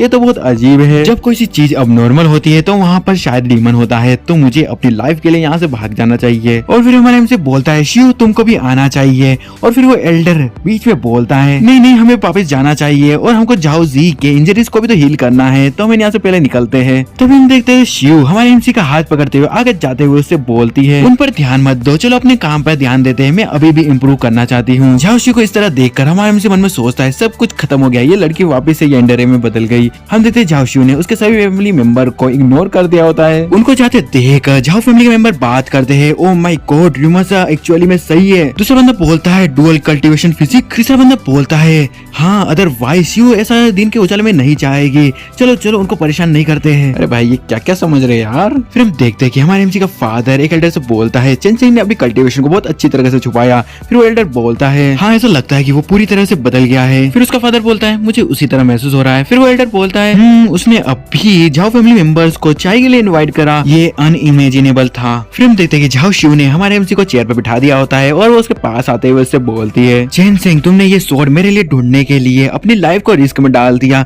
तुम मेरे लिए बहुत अच्छे हो, मेरे पास तुम्हें रिपे करने के लिए कुछ भी नहीं है, तो कैसा होगा कि मैं खुद को तुम्हें ऑफर करूं। हमारे एमसी जो कि वहाँ मासूम प्राणी बन के बैठा होता है वो उससे बोलता है मुझे ऐसा लगता है कि ये नेसेसरी नहीं है। और फिर हम देखते हैं कि झाओ शिव गुस्से में और साथ ही साथ अपने कपड़े उतारते हुए हमारे एमसी से बोलती है चेन सिंह मुझे ऐसा लगता है कि तुम मुझे रिजेक्ट कर रहे हो। फिर हम देखते हैं कि शिव हमारे एमसी पे चढ़ जाती है और हमारे एमसी की नजर उसके अरमानों पर ही होती है और वो उधर ही देखते हुए सोचता है ये लड़की बहुत चंचल है, क्या ऐसा हो सकता है कि ये लव सीख के लास्ट स्टेज पर हो, और अगर ऐसी ही बात है तो फिर हमारा एमसी जोश में आ जाता है। फिर शिव हमारे एमसी से बोलती है चेन सिंह क्या तुम जानते हो कि मैं तुमको कितना मिस करती हूँ। और हम देखते हैं कि चेन सिंह के इस कमरे के बाहर से एक एल्डर गुजर रहे होते हैं, वो इनकी बातें सुनते हैं। हालांकि कल रात हम साथ थे, किसी कारण से मैं अभी भी तुमसे मिलने आना चाहती हूँ। फिर वो एल्डर हैरान होते हुए मन में सोचता है वो र्यूमर्स सच है, यंग मास्टर के पास सच में दूसरों को डुअल कल्टीवेशन में असिस्ट करने की एबिलिटी है। और इसी के साथ वो एल्डर वहाँ से तेजी से निकलते हुए मन में सोचता है हमें इस बारे में मास्टर को जल्दी से इन्फॉर्म करना होगा, मेंशन की प्रॉब्लम फाइनली रिसॉल्व हो गई है, ये बहुत अच्छा है। अगले सीन में हम देखते हैं कि उनके बीच में सिस्टम शुरू होने ही वाला था, तभी बाइजी बीच में बोलती है शिव रुक जाओ तुम अभी कंटिन्यू नहीं कर सकती। और वो आगे शिव से बोलती है अगर तुम कोर फॉर्मेशन स्टेज तक पहुंचने से पहले अपनी वर्जिनिटी को लूज कर दोगे तो तुम्हारी सारी इनहेरिटेंस वेस्ट चली जाएगी। फिर शिव टेलीपैथी के थ्रू बाइजी से बोलती है तो ये कुछ ऐसा है। फिर बाइजी उससे बोलती है हाँ इमोर्टलिटी का पाथ अभी बहुत लंबा है, यंग मास्टर चेन सिंह सच में तुमको बहुत लाइक करता है, तो तुम्हें जल्दीबाजी नहीं करनी चाहिए। और तुम क्या हमारा यहाँ आने का ओरिजिनल पर्पस भूल गई हो। शिव उससे बोलती है ठीक है। अरे शिव के चेहरे को तो देखो, अलग दिख रहा है कि कंट्रोल नहीं हो रहा, लेकिन कंट्रोल करना पड़ेगा। फिर तभी शिव हमारे एमसी से बोलती है चेन सिंह अचानक से मेरे मन में तुमसे पूछने के लिए कल्टीवेशन क्वेश्चन आया है। ये सुनकर हमारे एमसी कुछ बोल पाता, तभी शिव उसका माउथ बंद कर देती है। उसकी इन हरकतों को देखकर हमारे एमसी मन में सोचता है ये लड़की किताब पलटने से भी ज्यादा तेजी से अपना एटीट्यूड बदल देती है। और वो सोचता है इसे भूल जाओ, ये अभी ठीक है, असल में सच्चाई सामने आने पर उसके साथ शामिल होने से जल्दी मौत हो सकती है। लेकिन मुझे सच में नैनसेन सोल स्टेज के कल्टीवेशन इश्यू के बारे में कोई आइडिया नहीं है। फिर हमारे एमसी उससे बोलता है कितना ब्यूटीफुल मोमेंट था कल्टीवेशन इश्यू पर डिस्कस करना शायद। फिर शिव बोलती है चेन सिंह मुझे ऐसा लग रहा है कि मेरे बॉडी में कुछ तो मिसिंग है। चेन सिंह तुम्हें पता है कि मुझे क्या चाहिए राइट। फिर हमारे एमसी को देखते हुए शिव और बाइजी सोचती है उसे पता होना चाहिए। फिर हमारा एमसी सोचता है ऐसा लगता है कि झाओ शिव और उसके रिंग में मौजूद वुमेन बाइजी मुझ पर अभी भी ट्रस्ट नहीं करती है। फॉर्चुनेटली मैंने झाओ शिव का फ्यूचर देखा है और मुझे पता है कि वो क्या है। और फिर हम देखते हैं कि वो शिव के हाथ को पकड़ता है और उसके हाथ को अपने चेस्ट पे रखते हुए बोलता है वाइट टेम्परेरी ब्लड लाइन को अवेकन करना मोर्टल बॉडी को डैमेज देता है, तो तुम्हें कुछ ऐसा चाहिए जो तुम्हारी फिजिक को रिस्टोर कर दे, जिसको लेने के बाद तुम ठीक हो जाओ। ये सुनकर शिव हैरान हो जाती है। फिर बाइजी शिव से बोलती है शिव इसे अब और टेस्ट करने की जरूरत नहीं है, ये सच में एक ट्रांसेंडेंट इंसान है जो रीइंकार्नेट हुआ है। फिर शिव हमारे एमसी से बोलती है ओके चेन सिंह मैं समझ गई, मैं उस आइटम को ढूंढने जाऊंगी, इसमें समय लग सकता है। फिर हमारा एमसी बोलता है कुछ समय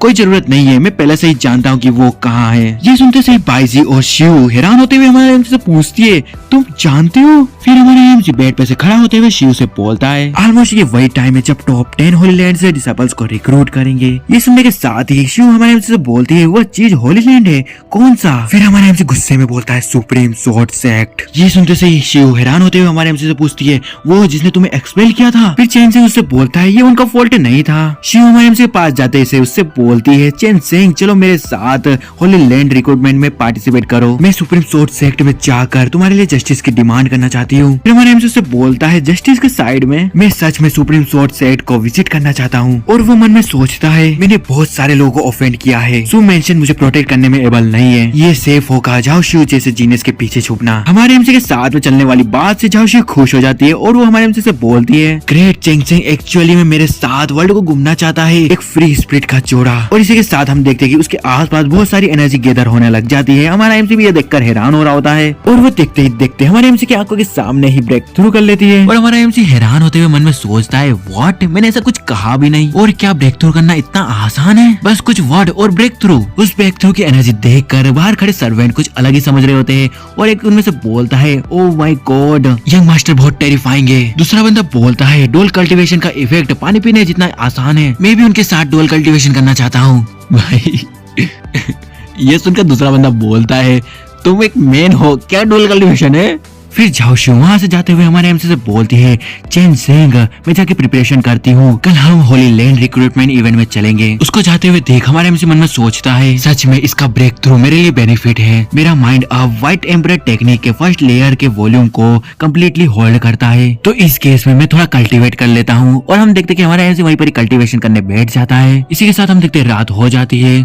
फिर हमारा सीन शिव और बाइजी की ओर शिफ्ट होता है। शिव वहाँ पर बोलती है, हे मैं अभी भी फ्लावर्स को कंडेंस क्यों नहीं कर सकती? फिर बाइजी उससे बोलती है, तुमने अभी तक शुरुआत भी नहीं करी है, इम्पेशेंट मत हो, स्टार्ट करने के बाद तुम नेचुरली फ्लावर्स को कंडेंस करने में एबल होगी। जब तक ये दुनिया को हिलाने में एबल व्हाइट एम्परर फ्लावर नहीं बन जाता तब तक जल्दबाजी करने की कोई जरूरत नहीं है। फिर शिव बाइजी से बोलती है, व्हाइट एम्परर टेक्निक सच में बहुत डिफिकल्ट है। फिर बाइजी उससे बोलती है, ये तो नेचुरल है, white emperor technique white emperor के जीवन भर की कल्टिवेशन है, ऑर्डिनरी पीपल इसे समझ भी नहीं सकते, इसे कल्टिवेट करने की क्वालिफिकेशन तो दूर की बात है। फिर बाइजी आगे बोलती है, तुम व्हाइट एम्परर या ब्लड लाइन में एक आउटस्टैंडिंग फिगर हो, एक दिन में व्हाइट एम्परर टेक्निक के कुछ पहलू को समझने में एबल हो, वह पहले से ही एक आश्चर्यजनक टैलेंट है। फिर शिव बाइजी से बोलती है, क्या कोई ऐसा है जो व्हाइट एम्परर टेक्निक को कल्टिवेट करना शुरू कर सकता है और एक ही दिन में फ्लावर कंडेंस कर सकता है? ये सुनते से ही बाइजी शिव से बोलती है, एब्सोल्युटली इम्पॉसिबल, बिना ब्लड लाइन के भले ही कोई जीनियस क्यों ना हो, वो कम से कम फर्स्ट लेवल तक पहुँचने के लिए 100 सालों का टाइम लेगा। फिर शिव बोलती है, आप क्या सोचती कि अगर मैं ये टेक्निक को चेंसेन को दूं तो वो फर्स्ट लेवल तक पहुंचने के लिए कितना टाइम लेगा? ये सुनते से बाइजी कुछ सोचती है और फिर शिव से बोलती है, मैं सच में गेस नहीं कर सकती, लेकिन भले ही वो स्ट्रॉन्ग क्यों ना हो, लेकिन वो फर्स्ट लेवल तक पहुंचने के लिए लगभग 100 सालों का टाइम ले लेगा, क्योंकि व्हाइट एम्परर की इच्छा की रिकॉग्नाइजेशन के बिना कोई भी फर्स्ट लेवल पर ही अटका रहेगा। ये सुनते से ही शिव थोड़े दुखी होते हुए बोलती है, ओ ऐसा है, चेंसेन प्रोबेबली व्हाइट एम्परर टेक्निक के लिए नहीं है। तभी हमारा सीन हमारे एमसी की ओर शिफ्ट हो जाता है। हम देखते हैं वो व्हाइट एम्परर टेक्निक को ही कल्टिवेट कर रहा होता है और उसके हाथ में एक फ्लावर भी आ चुका होता है, यानी उसने फ्लावर को कंडेंस कर लिया। फिर वो उस फ्लावर को देखते हुए मन में सोचता है, 1 घंटे से भी कम समय में मैं फर्स्ट लेवल के पीक पर पहुंच गया हूँ। ये व्हाइट एम्परर टेक्निक एक इमोर्टल टेक्निक होने का दावा करती है, क्या ये सच में इतना इफेक्टिव है? फिर हमारा सीन अगले दिन पर शिफ्ट होता है। वहाँ पर डिसाइपल रिक्रूटमेंट इवेंट के और का सीन दिखाया जाता है। वहाँ पर कुछ बंदे बात कर रहे होते हैं। एक बंदा बोलता है, मैंने सुना है कि एल्डर्स और डायरेक्ट डिसाइपल्स आज सीनियर डिसाइपल्स की पोजीशन के मामले पर चर्चा करेंगे। दूसरा बंदा बोलता है, मैंने कभी नहीं सोचा था कि सू चेंगसेंग के लिए भी कठिन समय होगा, उसने पहले तो हम पर एक नजर भी नहीं डाली। फिर हमें कुछ डिसाइबल्स को दिखाया जाता है जो कि बात करते हुए वहाँ की साफ सफाई कर रहे होते हैं। उनमें से एक डिसाइबल बोलता है, एग्जैक्टली, भले ही हम हैंडीमैन डिसाइबल्स है, फिर भी हमारे पास शाइन करने का एक मौका है। ये सुनकर दूसरा डिसाइबल बोलता है, जब तक कि वह यूजलेस पर्सन ना हो। हमें फिर वहीं पर ही मौजूद एक फीमेल डिसाइबल को दिखाया जाता है। हमें उसके बारे में बताया जाता है, ये हैंडीमैन डिसाइबल शेन रुओ युआन है और वो बोलती है, मुझे क्या करना चाहिए सीनियर ब्रदर चेन सेंग, क्या आप अब भी सेक्ट में रिटर्न आ रहे हैं? फिर हमें एल्डर्स की ओर का सीन दिखाया जाता है। वहाँ पर वो एल्डर्स कुछ लोगों से बोल रहे होते हैं, रिक्रूटमेंट इवेंट जल्दी शुरू होने वाला है, यहाँ पर सभी के असेंबली का पर्पस क्या है? फिर उनमें से एक एल्डर बोलता है, एल्डर वांग, आपके लिए एक्सटर्नल न्यूज पर अधिक ध्यान देना अच्छा होगा। आज की चर्चा उस चीज के बारे में है जो पूरी कैपिटल में वाइडली फैली हुई है, सो चेनसेंग के कल्टीवेशन को रिकवर करने का मैटर। ये सुनकर वो एल्डर बोलता है, कल्टीवेशन को रिकवर करना? फिर वो एल्डर बोलता है, वो एस्ट्रे में पड़ गया था, उसकी स्पिरिट वेन डिस्ट्रॉय हो गई है, ये इम्पॉसिबल है। फिर दूसरा एल्डर बोलता है, लेकिन ऐसा कहा जा रहा है कि सू चेनसेंग ने न केवल मिड लेवल नेंसेंट सोल स्टेज के ओपोनेंट को डिफीट करा, बल्कि एक क्रिपल वुमेन की भी कल्टीवेशन में हेल्प करी और उसको 3 दिन में नेंसेंट सोल स्टेज पर प्रमोट कर दिया। ये सुनकर वहाँ पर बैठे सभी एल्डर्स बात कर रहे होते हैं। नेंसेंट सोल स्टेज अपने आप में एक प्रोफाउंड और कठिन प्रोसेस है, यहाँ तक कि एक टैलेंटेड पर्सन को भी इसमें कम से कम 100 साल लगेंगे। फिर कोई बोलता है 3 दिन में नैनसेन सोल स्टेज को अचीव करना दिन में सपने देखने के बराबर है।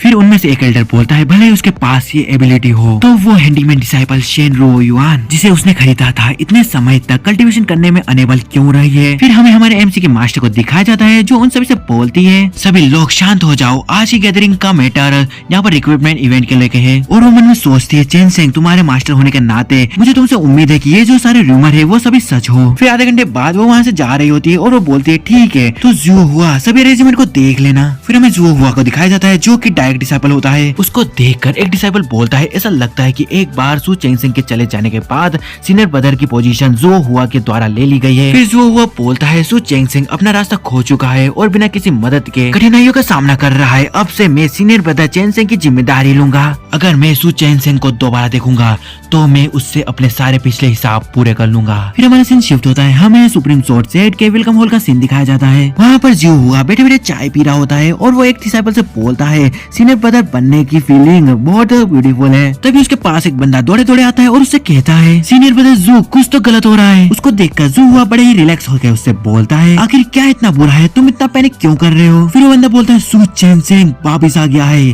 फिर जू हुआ हैरान होते हुए बोलता है सच में। फिर बंदा बोलता है ऐसा लगता तो है लेकिन कुछ ठीक नहीं है। फिर जू वहाँ पर खड़े होते हुए उस बंदे से चिल्लाते हुए बोलता है क्या ये सच है या फिर तुम मुझसे मजाक कर रहे हो। फिर वो बंदा बोलता है नहीं नहीं वो पर्सन कुछ ज्यादा ही सू चेंगसेंग जैसा दिख रहा है लेकिन उसने कुछ चीजें खरीदी तो उसके लिए पैसे दिए। फिर जू उस बंदे से पूछता है क्या सू चेंगसेंग इस सुप्रीम सोर्ड सेक्ट में कुछ भी खरीदने के लिए पैसे देता था। वो बंदा अपना सिर हिलाते हुए बोलता है नहीं। फिर जू एक हिल हंसी हंसते हुए बोलता है ऐसा लगता है कि जब से वो एक यूजलेस पर्सन बन गया है तब से वो एरोगेंट नहीं रहा। भले ही वो वापस आ गया हो तो क्या अगर वो अपना चेहरा दिखाने की हिम्मत करेगा तो मैं मेक श्योर करूंगा कि उसको दफनाने के लिए कोई भी जगह नहीं होगी। फिर हमें हमारे एमसी और शिव को दिखाया जाता है जो उस जगह पर आ चुके होते हैं। फिर वो आगे बढ़ते हुए शिव से बोलता है शिव जब तुम बाहर हो तो इतनी कॉजली अपनी आइडेंटिटी को रिवील मत किया करो। हाई प्रोफाइल ऐड करना तुम्हारे लिए बहुत सारी अटेंशन को अट्रैक्ट करता है और ये तुम्हारे लिए एनिमीज को बनाता है। फिर शिव से बोलती है लेकिन मुझे लगता है कि चेंगसेंग के मेरे साथ होने पर मुझे पहले की तरह सतर्क रहने की जरूरत नहीं है। ये सुनकर हमारे एमसी परेशान होते हुए मन में सोचता है मेरे पहले से ही कई दुश्मन है, अगर तुम परेशानी पैदा करती हो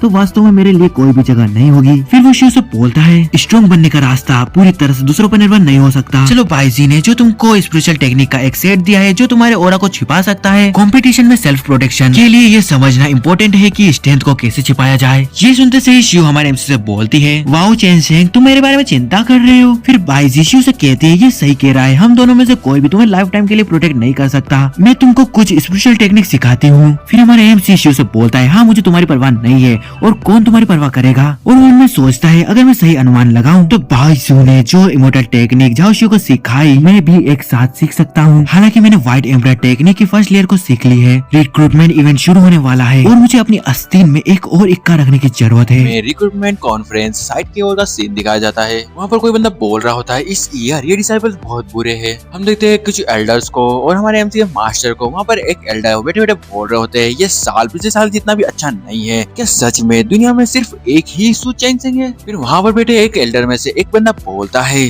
सेट मास्टर आप सू चेंगसेंग से सोर्ड एम्ब्रियो कब वापस लेने जा रहे हैं। फिर उनमें से एक और एल्डर बोलता है हाँ उसने हमारे काउंटलेस रिसोर्सेज को बर्बाद कर दिया और भले ही वो पूरी काउंटी और प्रिंस के मेंशन को भी बेच दे तो भी वो इसके लिए पे नहीं कर पाएगा। वो सोर्ड एम्ब्रियो पिछले सभी रिसोर्सेज की तुलना में ज्यादा वैल्यूएबल है इसलिए इसे वापस लिया जाना चाहिए। फिर हम देखते हैं हमारे एमसी के मास्टर कुछ उन लोगों से गुस्से में बोलती है ऐसी सोर्ड जिसका कोई यूज नहीं कर सकता और बेकार तलवार में क्या अंतर है। ये सुनकर एक एल्डर हमारे एमसी के मास्टर की ओर देखने लगता है।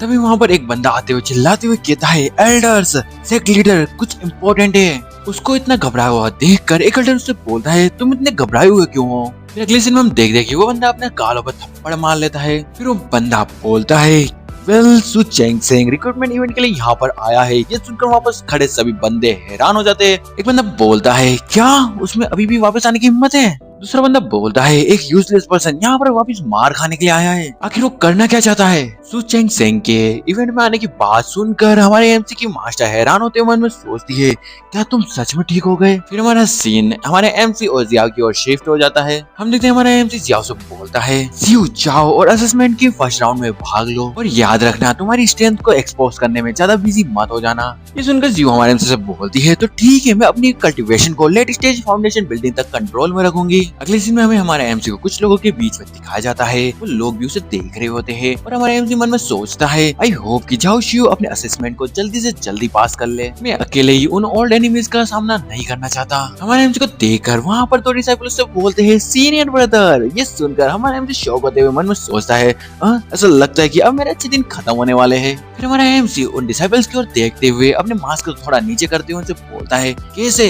फिर हमें उन्हीं दो डिसाइपल्स को दिखाया जाता है जो खुश होते हुए बोलते हैं ये तो सच में सीनियर ब्रदर है। फिर वहाँ पर मौजूद सभी डिसाइपल हमारे एमसी को ग्रीट करते हुए उससे बोलते हैं सीनियर ब्रदर को कमबैक करने के लिए कांग्रेचुलेशन। तभी हमारे एमसी से दूर कुछ डिसाइपल्स को दिखाया जाता है जो हमारे एमसी को देखते हुए बात कर रहे होते, मैं उसके दायरे में क्यों नहीं देख सकता। फिर दूसरा डिसाइपल बोलता है हाँ वो बेकार है या नहीं। फिर वहाँ पर मौजूद तीसरा डिसाइपल बोलता है क्या वो 10 होली लैंड्स के सामने अपनी पोजीशन को वापस रीगेन करना चाहता है। फिर उन लोगों को देखकर हमारे एमसी परेशान होते मन में सोचता है फॉर्चुनेटली मुझे क्यों आई हिडन टेक्निक पहले ही मिल गई, ये तो अगर मैं इन लोगों के सामने अपने शर्मिंदगी दिखाता तो मेरा अच्छा एंड नहीं होता। फिर वहाँ पर एक डिसाइपल आते हुए हमारे एमसी से बोलता है क्या तुम सच में सू चेंग सेंग हो। फिर वो बंदा गुस्से में हमारे एमसी से बोलता है सू चेंग सेंग क्या तुम मुझे अभी भी पहचानते हो। तभी हमारा एमसी से बोलता है मैं इससे बिल्कुल भी इम्प्रेस नहीं हुआ। ये सुनकर उस बंदे को बहुत ज्यादा गुस्सा आता है। तभी हम देखते हैं वो डिसाइपल गुस्से में अपने मन में सोचता है मैं जू हुआ हूँ ग्रेट एल्डर का ग्रेट डिसाइपल, तुमने पहले मुझे इतनी बुरी तरह से पीटा था लेकिन अब तुम कह रहे हो कि तुम पर मेरा कोई भी इम्प्रेशन नहीं पड़ा, क्या लोग यही कहते हैं। फिर हम देखते जू हुआ अपने आप को शांत कराते हुए हमारे एमसी से बोलता है तुम बर्बाद हो, क्या तुम अब भी वापस आना चाहते हो। ये सुनकर हमारे एमसी से बोलता है मैंने कभी नहीं कहा कि मैं वापस आ रहा हूँ, मैं सिर्फ रिक्रूटमेंट में भाग लेने के लिए लोगों के साथ जा रहा था। ये सुनकर जू हुआ गुस्से में हमारे एमसी से बोलता है भले ही लोग बेकार है फिर भी वो मेरे पीछे आते हैं, अलग होने का दिखावा करते हैं। तभी हमें कुछ लोगों की आवाज आती है, वो बोल रहे होते हैं वाओ उस टेस्ट स्टोन की ओर देखो बहुत शानदार। तो वो अभी उधर की ओर देखता है और देखकर बहुत हैरान होता है। हम देखते हैं वहाँ पर वो टेस्ट स्टोन बहुत तेज ग्लो कर रहा होता है और उसके अंदर से बहुत ज्यादा एनर्जी निकल रही होती है और ये करने वाली और कोई नहीं हमारी सियाओ होती है। और हमें उसी टेस्ट स्टोन और सियाओ को दिखाया जाता है लिटरली उस टेस्ट स्टोन में से बहुत ज्यादा एनर्जी निकल रही होती है और वो गोल्डन कलर में ग्लो कर रहा होता है। फिर हम देखते हैं सियाओ को जो अपनी एनर्जी उस स्टोन पर डाल रही होती है, उसको देखकर एक बंदा बोलता है 10 सेकेंड इन ए टाउस्ट बॉडी। अगले दिन में हम देखते हैं कि उस स्टोन में से बहुत तेज एनर्जी आसमान की ओर निकलती है। उसको देखकर हमारे एमसी की मास्टर बोलती है ये एक्चुअली में इनेट टाउस्ट बॉडी है और एक एल्डर बोलता है सेकंड सू चेंग अपीयर हो चुका है। फिर वो एल्डर बोलता है हालांकि रियल में थोड़ा लो है लेकिन इस बॉडी की लाइट बहुत स्ट्रॉन्ग है। और कोई बोलता है होली लैंड में एक नया ताओइस्ट बॉडी बनने जा रही है। फिर हम देखते हैं जू हुआ को जो सामने का नजारा देखते हुए अपने मन में सोचता है क्या ये पर्सन वही पर्सन हो सकता है जिसके बारे में सू चेंग से ने कहा था कि वो उसके साथ आया था। नहीं ये एब्सोल्युटली इम्पॉसिबल है। जियान टियान टाओइस्ट के लिए 100 ईयर में एक दूसरे से मिलना बहुत रेयर है। ऐसा कैसे पॉसिबल हो सकता है कि दो लोग अभी भी एक दूसरे को जानते हैं। और फिर वो मुस्कुराते हुए अपने मन में सोचता है अब मैं सीनियर ब्रदर हूँ, अगर मैं इस जूनियर सिस्टर से रिश्ता जोड़ सकूं। और ये सोचने के साथ वो हमारे एमसी पर अटैक करते हुए उससे बोलता है कचरे तुम मेरा रास्ता मत रोको, मेरे रास्ते से हट जाओ। और वो सोचता है जूनियर सिस्टर का पीछा करना ही इम्पोर्टेंट है, मुझे अभी इस लूजर के बारे में चिंता करने की जरूरत नहीं है। उसको अपने ओर आते देख हमारे एमसी हैरान होते हुए अपने मन में सोचता है ऐसा लगता है कि मुझे बाइजी के इमोर्टल मैजिक का यूज करने की जरूरत है। तभी हम देखते हैं कि जाओ उस टेस्ट फील्ड से एक जंप मारकर हमारे एमसी की ओर आ जाती है। और हम देखते हैं जाओ हमारे एमसी के आगे आते हुए जुआ से बोलती है तुम होते कौन हो मेरे पार्टनर से इस तरह से बात करने वाले। जाओ को अपने सामने खड़ा देख जुआ हैरान हो जाता है। और हम देखते हैं जाओ के वहाँ आने के कारण वो एक बहुत तेज प्रेशर पड़ता है जिसके कारण जुआ दूर चला जाता है। जाओ को हमारे एमसी के पास खड़ा देख सेक्ट लीडर और बाकी सारे एल्डर्स हैरान हो जाते हैं। उनमें से एक एल्डर बोलता है वो सू चेंग सेंग की पर्सन है। फिर हम देखते हैं जू हुआ खड़े होते हुए जाओ से बोलता है अनएक्सपेक्टेडली सीनियर ब्रदर सू एक यूजलेस पर्सन बन गया है जिसे अपनी प्रोटेक्शन के लिए एक वुमेन की जरूरत पड़ रही है। ये सुनकर जाओ से बोलती है एक यूजलेस पर्सन, तुमसे किसने कहा कि सू चेंग सेंग एक यूजलेस पर्सन है। ये सुनकर सभी एल्डर्स वहाँ पर बात कर रहे होते हैं। उनमें से एक एल्डर बोलता है क्या ऐसा हो सकता है कि सू चेंग सेंग के पास सच में कुछ कल्टीवेशन स्किल्स है। उस एल्डर की बात सुनकर दूसरा एल्डर उससे बोलता है ये इम्पॉसिबल है। अगर सू चेंगसेंग सच में ऐसा कर सकता है तो वो निश्चित रूप से फ्यूचर में इमॉर्टल किंग बन जाएगा। फिर तीसरा एल्डर बोलता है हाँ ये बिल्कुल इम्पॉसिबल है। फिर हमारा सीन हमारे एमसी को शिफ्ट हो जाता है। हमारे एमसी से सू हुआ बोलता है ये यूजलेस नहीं है। फिर सू चेंगसेंग क्या तुम मुझसे कम्पीट करने की हिम्मत रखते हो? ये सुनकर हमारा एमसी गुस्से में उससे बोलता है क्या तुम कंपटीशन करने के वर्दी हो? फिर हम देखते हैं हमारा एमसी अपना मुंह फैल लेता है और फिर वो यूआर से बोलता है तुम्हारा ख्याल रखना ही काफी है यूआर, तुम मुझे सेकंड राउंड में चुनौती दोगे यूआर, चलो चले। और हम देखते हैं कि यूआर ये सुनकर खुशी खुशी हमारे एमसी के साथ जाने लगती है। गाइस यहाँ पर मैं यूआर बोल लूं या फिर स्याओ बोल लूं बात एक ही है, तुम लोग समझ रहे हो ना। अगले सीन में देखते हैं कि हमारा एमसी और यूआर एक जगह पे जाकर बैठ जाते हैं। फिर यूआर हमारे एमसी से बोलती है चेंगसेंग तुमने अभी जिस सेकंड राउंड चैलेंज को मेंशन किया है तुम्हारा उससे क्या मतलब था? ये सुनकर हमारा एमसी उससे बोलता है होली लैंड रिक्रूटमेंट में टोटल 3 राउंड्स होते हैं और फर्स्ट राउंड में क्वालिफिकेशन को टेस्ट किया जाता है। सेकंड राउंड में हर कोई एक साथ 10 होली लैंड को चूज करता है और होली लैंड के डिसाइपल चैलेंज देते हैं। इस टेस्ट का पर्पस लोगों के स्ट्रेंथ को टेस्ट करना होता है। ऑफ कोर्स जब चैलेंज किया जा रहा हो तब रियल्म को सप्रेस करके सेम रियल्म में भी ला दिया जाता है। फिर हम देखते हैं जियाओ गुस्से में हमारा एमसी से बोलती है उस आदमी को बस तुमसे कुछ शिकायत थी, मैं देख रही हूँ कि उसके इरादे बुरे हैं, मैं बाद में तुम्हारे लिए उसकी पिटाई करूंगी। फिर हमारा एमसी जियाओ से बोलता है अगर तुम ऊंचे लेवल पे हो तो भी तुम्हें अपने एनिमी को कम नहीं समझना चाहिए क्योंकि तुमने अभी इमॉर्टल मेथड सीखी है। मुझे डर है कि तुम स्पिरिचुअल मेथड में उनके जितने अच्छे नहीं हो। फिर जियाओ हमारे एमसी से चिपकते हुए उससे बोलती है चेंगसेंग क्या तुम मेरी परवाह कर रहे हो? ये सुनकर हमारा एमसी उससे बोलता है बेशक अब तुम मेरे लिए बहुत इंपॉर्टेंट हो। और वो उन एल्डर्स की ओर देखते हुए मन में सोचता है अभी इस आदमी जैसे मेरे कई दुश्मन हैं। फिर हम देखते हैं कि हमारे एमसी को देखकर जियाओ गुस्से में हमारे एमसी से बोलती है चेंगसेंग तुम किसे देख रहे हो? वो औरत कौन है? ये सुनकर हमारा एमसी उससे बोलता है मैं तुम्हारे फ्यूचर मास्टर को देख रहा हूँ और मुझे आशा है कि तुम अपनी ज्यादा से ज्यादा देखभाल कर सकती हो। फिर हम देखते हैं हमारे एमसी के मास्टर को जो हमारे एमसी की ओर देखते हुए मन में सोचती है चेंगसेंग क्या तुम सचमुच वापस आ सकते हो? फिर हम देखते हैं हमारा एमसी मन में सोचता है इस बॉडी के ओरिजिनल ओनर ने जो पहले किया था उससे शायद जाओ को बहुत निराशा हुई, मुझे आशा है कि मैं फ्यूचर में इसकी भरपाई कर सकूंगा। फिर हमारा एमसी जाओ से बोलता है आगे बढ़ो, सेकंड राउंड शुरू होने वाला है, मुझे आशा है कि तुम बैटल में आगे बढ़ना सीख सकती हो। ये सुनकर जियाओ खुश हो जाती है। फिर हम देखते भाई जी को जो मन में सोचती है क्या वो मुझे इनलाइटनिंग कर रहा है और यूआर को लड़ना सिखा रहा है। फिर अगले सीन में हम देखते हैं कि जियाओ वहाँ से जाने लग जाती है। हमारा एमसी उसको जाते देख मन में सोचता है तुमको कैसा लगता है कि इस बीमारी के साथ एक चार्मिंग गर्ल सभी वुमेन से एनिमीज जैसा व्यवहार करेगी? मुझे उम्मीद है कि फ्यूचर में कोई परेशानी नहीं होगी। फिर हम देखते हैं कि हमारे एमसी के पीछे उसके मास्टर और एक एल्डर आ जाते हैं। हमारे एमसी के मास्टर बोलती है चेंगसेंग क्या तुम ठीक हो? वो एल्डर बोलता है उसको क्या हो सकता है और हमें इस एल्डर के बारे में बताया जाता है ये ग्रेट एल्डर है। फिर वो एल्डर हमारे एमसी से बोलता है तुम एक इनेट ताओइस्ट बॉडी वापस लाए हो, क्या तुम वापस आने के लिए इसका यूज करना चाहते हो? लेकिन ये अफसोस की बात है कि सेक्टर से बाहर निकाले गए डिसाइपल्स को वापस नहीं लिया जाता। ये सुनकर हमारा एमसी से बोलता है वापिस आ रहा हूँ? नहीं एल्डर तुम गलत हो, मैं तुमको बस इतना बताना चाहता हूँ कि तुम्हारा डिसाइपल बेकार है। ये सुनकर वो एल्डर गुस्से में आ जाता है। वहाँ पर कुछ लोग बात कर रहे होते हैं क्या सीनियर ब्रदर सू पागल है? हाँ भले ही वो एक ही रियल में हो, सीनियर ब्रदर सू की स्पिरिचुअल टेक्निक में मास्टरी कुछ ऐसी चीज नहीं है जिसे इनेट टाउस्ट बॉडी झेल सके। वो शायद झांसा दे रहा है निश्चित रूप से।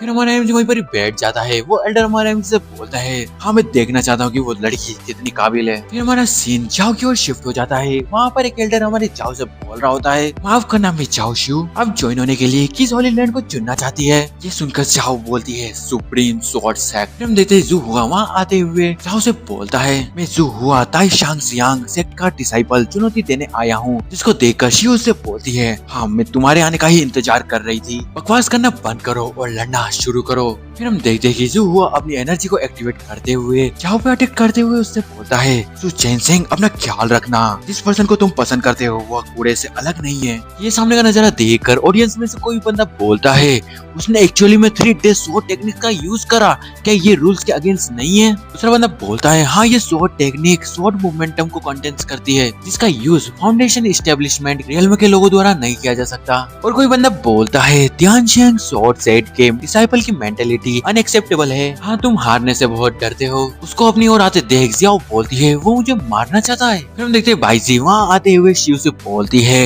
हाँ तुमने सही गेस किया, ये तुम्हारा first life and death match है तो नर्वस मत होना। उसने जो 3 डेज स्वॉर्ड टेक्निक का यूज करा है मैं उसे जानती हूँ और मैं इसे तुम्हारी कॉन्शियसनेस में डाल रही हूँ। हालांकि तुम कमियां खोजने और उससे निपटने के लिए सिर्फ खुद पर भरोसा कर सकती हो। ये सुनकर शिव बोलती है डिसाइपल को अंदर लाया जाता है और ट्रेनिंग पर्सनली होती है। डिसाइपल इस प्रिंसिपल को समझता है। फिर हम देखते हैं झाओ भाई शिव में अपनी एनर्जी ट्रांसफर कर रही होती है। फिर हम देखते हैं झाओ जी का अटैक शिव के जस्ट पास पहुंच जाता है, लेकिन अगले सीन में हम देखते हैं कि शिव अपने स्वॉर्ड का स्लैश करके उसको दूर फेंक देती है। फिर हम देखते हैं झाओ जी खुद को संभालते हुए मन में सोचता है ये कैसे पॉसिबल है, ये लड़की स्वॉर्ड ऑफ यस्टरडे को कैसे पकड़ सकती है। फाउंडेशन बिल्डिंग के पीक का कोई जीनियस मॉन्क भी इस ब्लो को कैच नहीं कर सकता।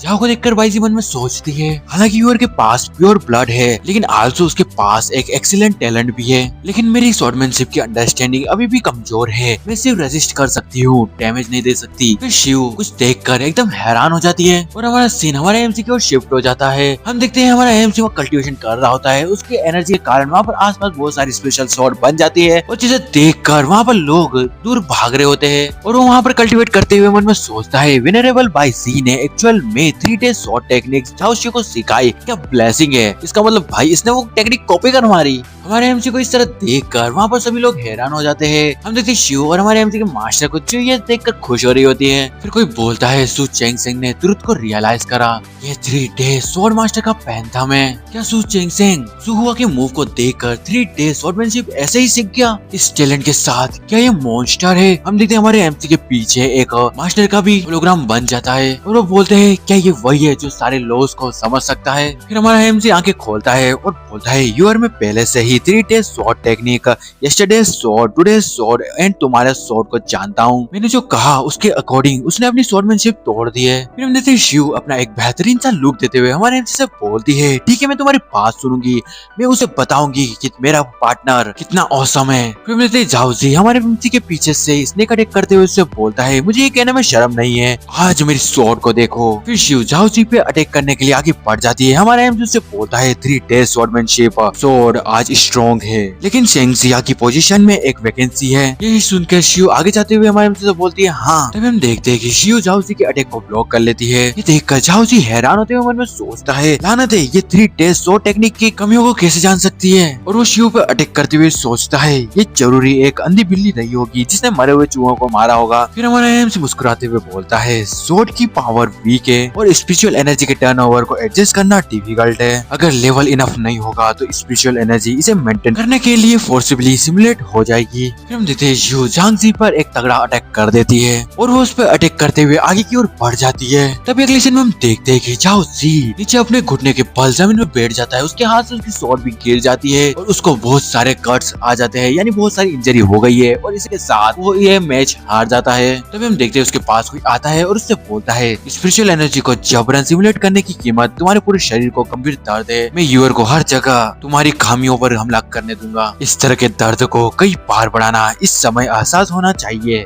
है ना। हम देखते हैं उससे ये सभी बातें बोलने वाला और कोई नहीं बल्कि हमारा एमसी ही होता है और उसके पीछे वहाँ पर यूर खड़ी हुई होती है। और अगले सीन में हम देखते हैं कि झाओ जी हमारे एमसी के सामने झुक जाता है। सामने का ये नजारा देखकर सारे एल्डर्स हैरान। हमारे एमसी को देखकर एक एल्डर बोलता है ये सच में एक ताओइस्ट बॉडी के साथ पैदा हुआ है, एक ऐसी बॉडी जो सभी लॉस को समझ सकती है। फिर दूसरा एल्डर बोलता है स्वॉर्ड मास्टर के पास सच में एक अच्छा डिसाइपल है, ऐसे ब्राइट मून रिसोर्सेज के साथ ताइशेंग स्वॉर्ड सेड के फ्यूचर में आगे बढ़ने की उम्मीद है। तभी हम देखते हैं हमारे एमसी के पास कोई आता है और उससे बोलता है मुझे उम्मीद नहीं थी। हम देखते हैं हमारे एमसी की मास्टर होती है जो वहाँ आते हुए हमारे एमसी से बोलती है चेंजिंग के पास सच में एक दिन होता है जिसमें उसे वुमेन्स में दिलचस्पी होती है। तभी हम देखते हैं कि शिव हमारे एमसी के आगे आते हुए हमारे एमसी की मास्टर से बोलती है सिर्फ रुचि से ज्यादा चेंजिंग ने कहा है कि मैं उसकी सबसे प्यारी वुमेन हूँ, मुझे नहीं पता कि उसने मेरे लिए कितने प्लान्स बनाए हैं। वो ताइशांग स्वॉर्ड सेक्ट में शामिल होने के बाद मेरे बारे में सोच रहा है। तभी मास्टर हमारे एमसी की ओर देखते हुए बोलती है ओह रियली, कोई आश्चर्य नहीं है कि लंबी उम्र आज इतनी अजीब है। तभी हम देखते हैं हमारा एमसी मन में सोचता है नहीं, अगर आप यूर से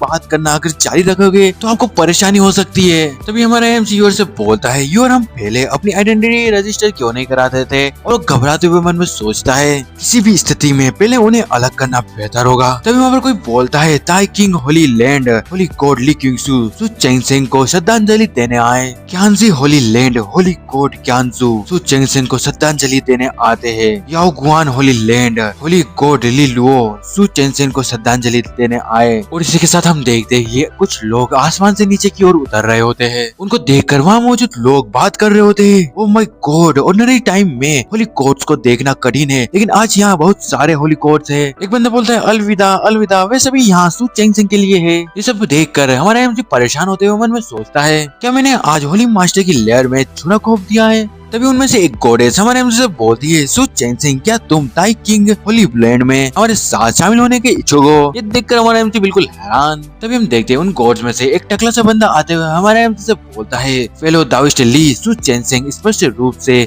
लाइफ लो का अभ्यास करने में टैलेंटेड है। प्लीज इस दुर्लभ व्यक्ति को गुमराह न करे जो सभी प्रकार के लो को समझ सकता है। तभी उनके पीछे दो बंदे आते हुए उनसे बोलते हैं, दोनों होली मास्टर सु चेंसेन हमारे सुप्रीम सोर्स सेक्ट से है। ये सुनकर वो मास्टर उन दोनों से बोलते हैं, क्या तुमने उसे सेक्ट से एक्सपेल नहीं कर दिया था? फिर अगले सीन में हम देखते हैं कि वो चारों होली मास्टर्स हमारे एमसी के आसपास जाकर उसे अपने होली लैंड में शामिल करने के लिए उससे रिक्वेस्ट करने लग जाते हैं। यानी बोलो तो उसको बोल रहे होते हैं, उसको मतलब उसके ऊपर प्रेशर डाल रहे होते हैं कि हमारे होली लैंड को ज्वाइन करो, कुछ ऐसा ही। उन सभी को अपने आसपास मंडराता देख हमारा एमसी परेशान होते हुए मन में सोचता है, सभी धर्मों की सर्वशक्तिमान क्या है? इनेट ताओइस्ट बॉडी क्या है? मास्टर क्या आप यहाँ पागल होना बंद कर सकते हैं? मैं सु चेंसेन सच में बेकार हूँ। और वो फिर उन होली मास्टर्स को लड़ते हुए देख मन में सोचता है, रीजन जिस लिए होली लॉर्ड्स ने अपना एटीट्यूड चेंज करा, क्योंकि यह इस फीलिंग से ज्यादा कुछ नहीं है कि मैं एक डिस्परेट सिचुएशंस के पीछे निकला हूँ और वर्ल्ड में एक अनपैरेलल्ड टैलेंट के रूप में रिबॉर्न हुआ हूँ। और वो सोचता है, अगर मैंने सिर हिलाया होता तो मुझे डर है कि जैसे ही मुझे ले जाएंगे मेरी ओरिजिनल पावर्स रिवील हो जाएगी। और वो फिर घबराते हुए सोचता है,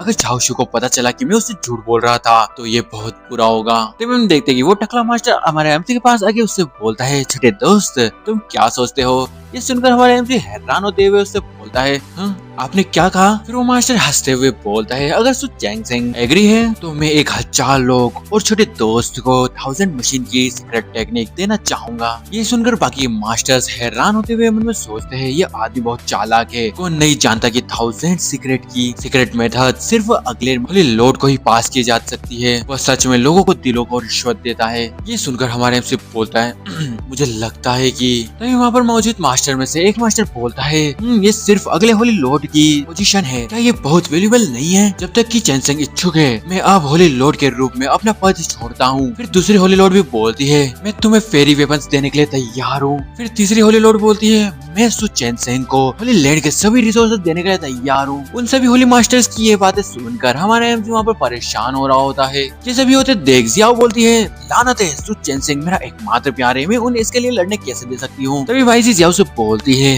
पेशेंस रखो, क्या ये लोग सचमुच सोचते हैं कि वो सु चेंसेन को मोहित कर सकते हैं? हम ताइशांग सोर्ट सेक्ट में ओरिजिनली तुमको ट्रेनिंग देने की सुविधा के लिए आए थे, ये चीज इमॉर्टल लॉर्ड्स के नजर में सिर्फ एक मजाक है। फिर जियो बोलती है, अगर कोई दूसरा मोंग होता तो वह सब कुछ करने में एबल हो सकता था, लेकिन सु चेंसेन कभी भी ऐसा करने में एबल नहीं होता। तभी हम देखते हैं हमारा एमसी उनको लड़ते हुए देखता है और उनसे बोलता है, क्यों? तभी वो लोग लड़ना बंद कर देते हैं और उनमें से एक होली लॉर्ड हमारे एमसी से बोलती है, छोटे दोस्त सु, लेकिन सिर्फ हम झगड़ने पर ध्यान केंद्रित करते हैं जिससे मैं दुखी होती हूँ। तभी हम देखते हैं कि हमारा एमसी उन लोगों से बोलता है, चेंसेन उनकी सराहना करने के लिए सभी सीनियर्स का आभारी है, लेकिन प्लीज चेंसेन को मना करने की अनुमति दे। और वो फिर दुखी होते हुए मन में सोचता है, चीजें अच्छी चीजें हैं, लेकिन मैं उनका आनंद लेने के लिए धन्य नहीं हूँ। तभी हम देखते हैं उन मास्टर में से एक मास्टर बोलता है, तो सु चेंसेन कहाँ जा रहा है? तभी हमारा एमसी उनसे बोलता है, सुप्रीम सोर्ड सेक्ट। ये सुनकर एक मास्टर हैरान होते हुए हमारे एमसी से बोलता है, क्यों? तुम उन्हें सेक्ट से निकालने के लिए ब्लेम क्यों नहीं करोगे? तभी हमारा एमसी अपने दिल पर हाथ रखते हुए बोलता है, सिर्फ इसलिए कि सुप्रीम सोर्ड सेक्ट में ऐसे लोग हैं जिनसे हमेशा के लिए अलग नहीं हुआ जा सकता।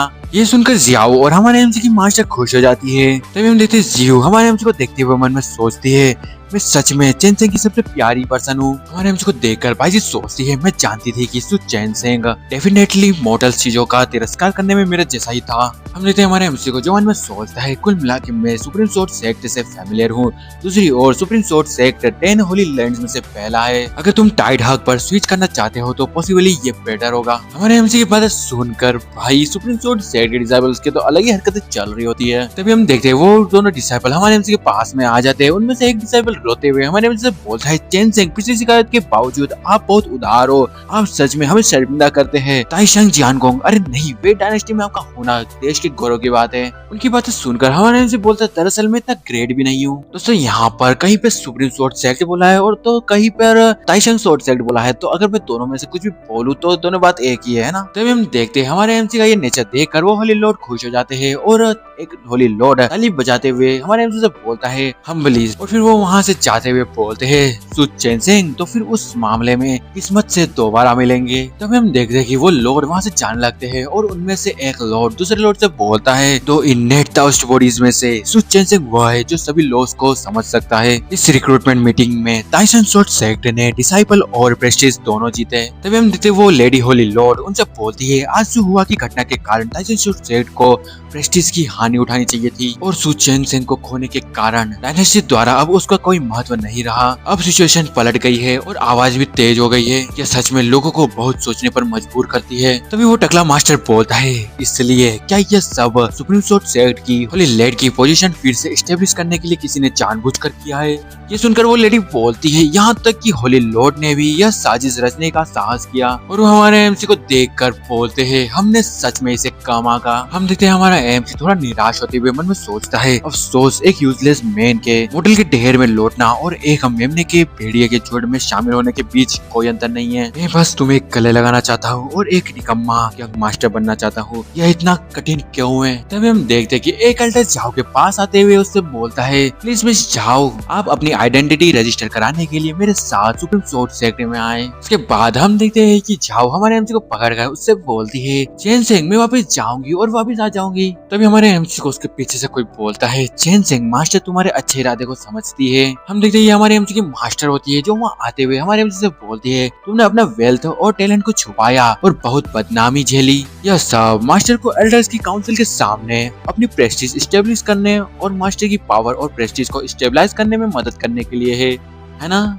ये सुनकर हमारा एमसी परेशान होते हुए मन में सोचता है, मेरा सच में ये मतलब नहीं है। मैं ये नहीं कह सकता है कि यह झाओ शिउ को सुप्रीम सोर्ड सेक्ट का ट्रेजर पाने में मदद करने के लिए है। तभी हम देखते हैं कि हमारे एमसी की मास्टर हमारे एमसी के सर पर अपनी उंगली से धीरे से मारते हुए उससे बोलती है, मुझे उम्मीद नहीं थी कि चेनसेंग तुम एक्टिंग में इतने अच्छे हो, तुम इसे मास्टर से भी छिपाने में कामयाब हुए। ये सुनकर हमारा एमसी घबराते हुए उसकी मास्टर से बोलता है, रुको मास्टर, मेरे पास नहीं है। और उसके आगे वो बोलता, तभी उसकी मास्टर उससे बोलती है, इसे छुपाने की कोई जरूरत नहीं है, मास्टर तुम्हारे अच्छे इरादे को समझती है। तुम जैसे डिसाइबल के साथ मास्टर और क्या मांग सकती है? तभी हम देखते हैं वहाँ पर एक एल्डर आते हुए हमारे एमसी की मास्टर से बोलता है, लॉर्ड सोर्ड मास्टर, मुझे कुछ कहना है। हमारे एमसी की मास्टर बोलती है, कहो। और हम देखते हैं वो एल्डर हमारे एमसी को देखते हुए बोलता है, वो सोर्ड इम्बियो कहाँ गया और अभी कहाँ है? ये सुनकर हमारे एमसी हैरान हो जाता है। फिर हम देखते हैं हमारे एमसी की मास्टर हमारे एमसी से बोलती है, चेनसेंग तुम इससे कैसे डील करोगे? ये सुनकर हमारा एमसी थोड़ा सा परेशान होते हुए बोलता है, वो सोर्ड इम्बियो तो। फिर हम देखते हैं हमारे एमसी की मास्टर हमारे एमसी को देखते हुए सोचती है, चेनसेंग ने जो आज स्वॉर्डमैनशिप की टैलेंट दिखाई है वो चौंका देने वाला थी। उसने उस फेरिस स्वॉर्ड के ओनर को पहचान लिया होगा। लॉन्गलिविटी के लिए, मोमेंटम बनाने के लिए इस अपॉर्चुनिटी का फायदा क्यों न उठाया जाए? तभी वो एल्डर सोचता है, सोर्ड इम्बियो अपने ओनर को पहचानने के बाद वह इमोर्टल हो जाएगा। इसके हमारे सुप्रीम सोर्ड सेट का इमोर्टल वेपन बनने का अधिक संभावना है अगर सु चेनसेंग इसे अपने ओनर के रूप में पहचानता है। तो हमारे एमसी बोलता है, मैंने इसे झाओ शिउ को दे दिया। ये सुनकर हमारे एमसी की मास्टर और वो एल्डर हैरान हो जाते हैं और हमारे एमसी की मास्टर उससे बोलती है, क्या तुमने इसे नई डिसाइपल को सोर्ड इम्बियो दे दिया? यह सेक्ट।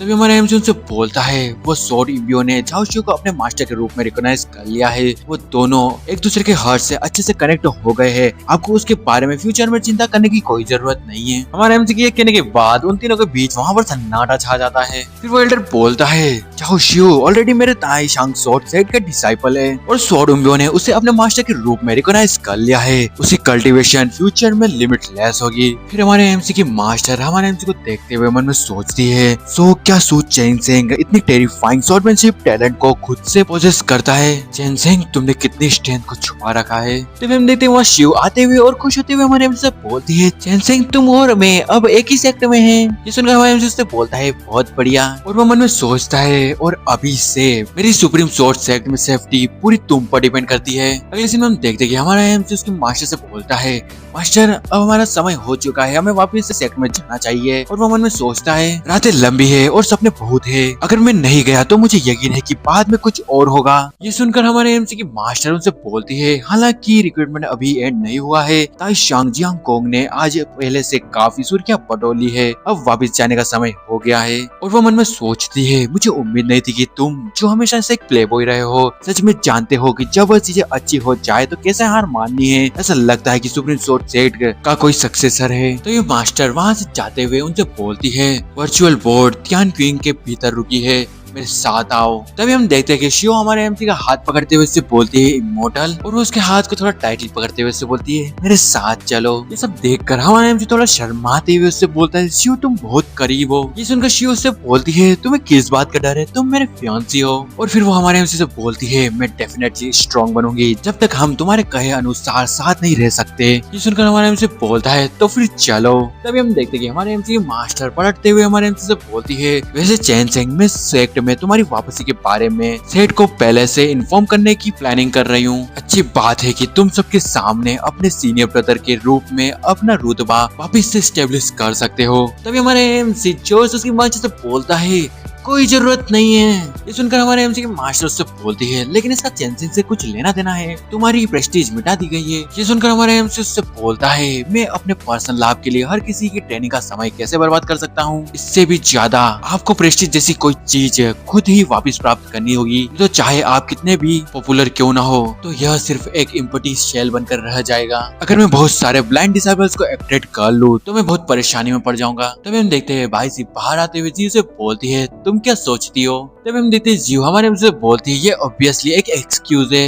ये सुनकर हमारा एमसी शॉक हो जाता है और वो घबराते हुए बोलता है, मैं बस। और वो इसके आगे बोलता है। तभी शिव से बोलती है, चैन सिंह बस जल्द से जल्द सेट में लौटना चाहता है। उसने देखा कि मैंने पहली चोटी पर उसके साथ रहना चुना। ये सुनकर हमारे एमसी मन में सोचता है, फॉर्चुनेटली मैंने अभी तक कुछ नहीं किया है। और वो शिव से बोलता है, शिव क्या तुम जानती हो कि अब सबसे इम्पोर्टेंट क्या है? ये सुनकर शिव बोलती है, सबसे इम्पोर्टेंट। और फिर हमारा एमसी वहाँ से पलट जाता है और फिर शिव से बोलता है, ये रिस्ट्रेन और लॉक की है। और वो मन में सोचता है, क्या होगा अगर पॉपुलरिटी बढ़ती है और ज्यादा डिसेबल को चैलेंज करने के लिए एक्ट करती है। ये सुनकर हमारे एमसी के मास्टर और शिव दोनों हैरान होते हुए मन में सोचती है, मुझे मास्टर डिसेबल की अवेयरनेस इतनी ज्यादा होने की उम्मीद नहीं थी। हम देखते हैं हमारा एमसी वहाँ साइड में रोते हुए मन में सोचता है, विलन बनना बहुत कठिन है।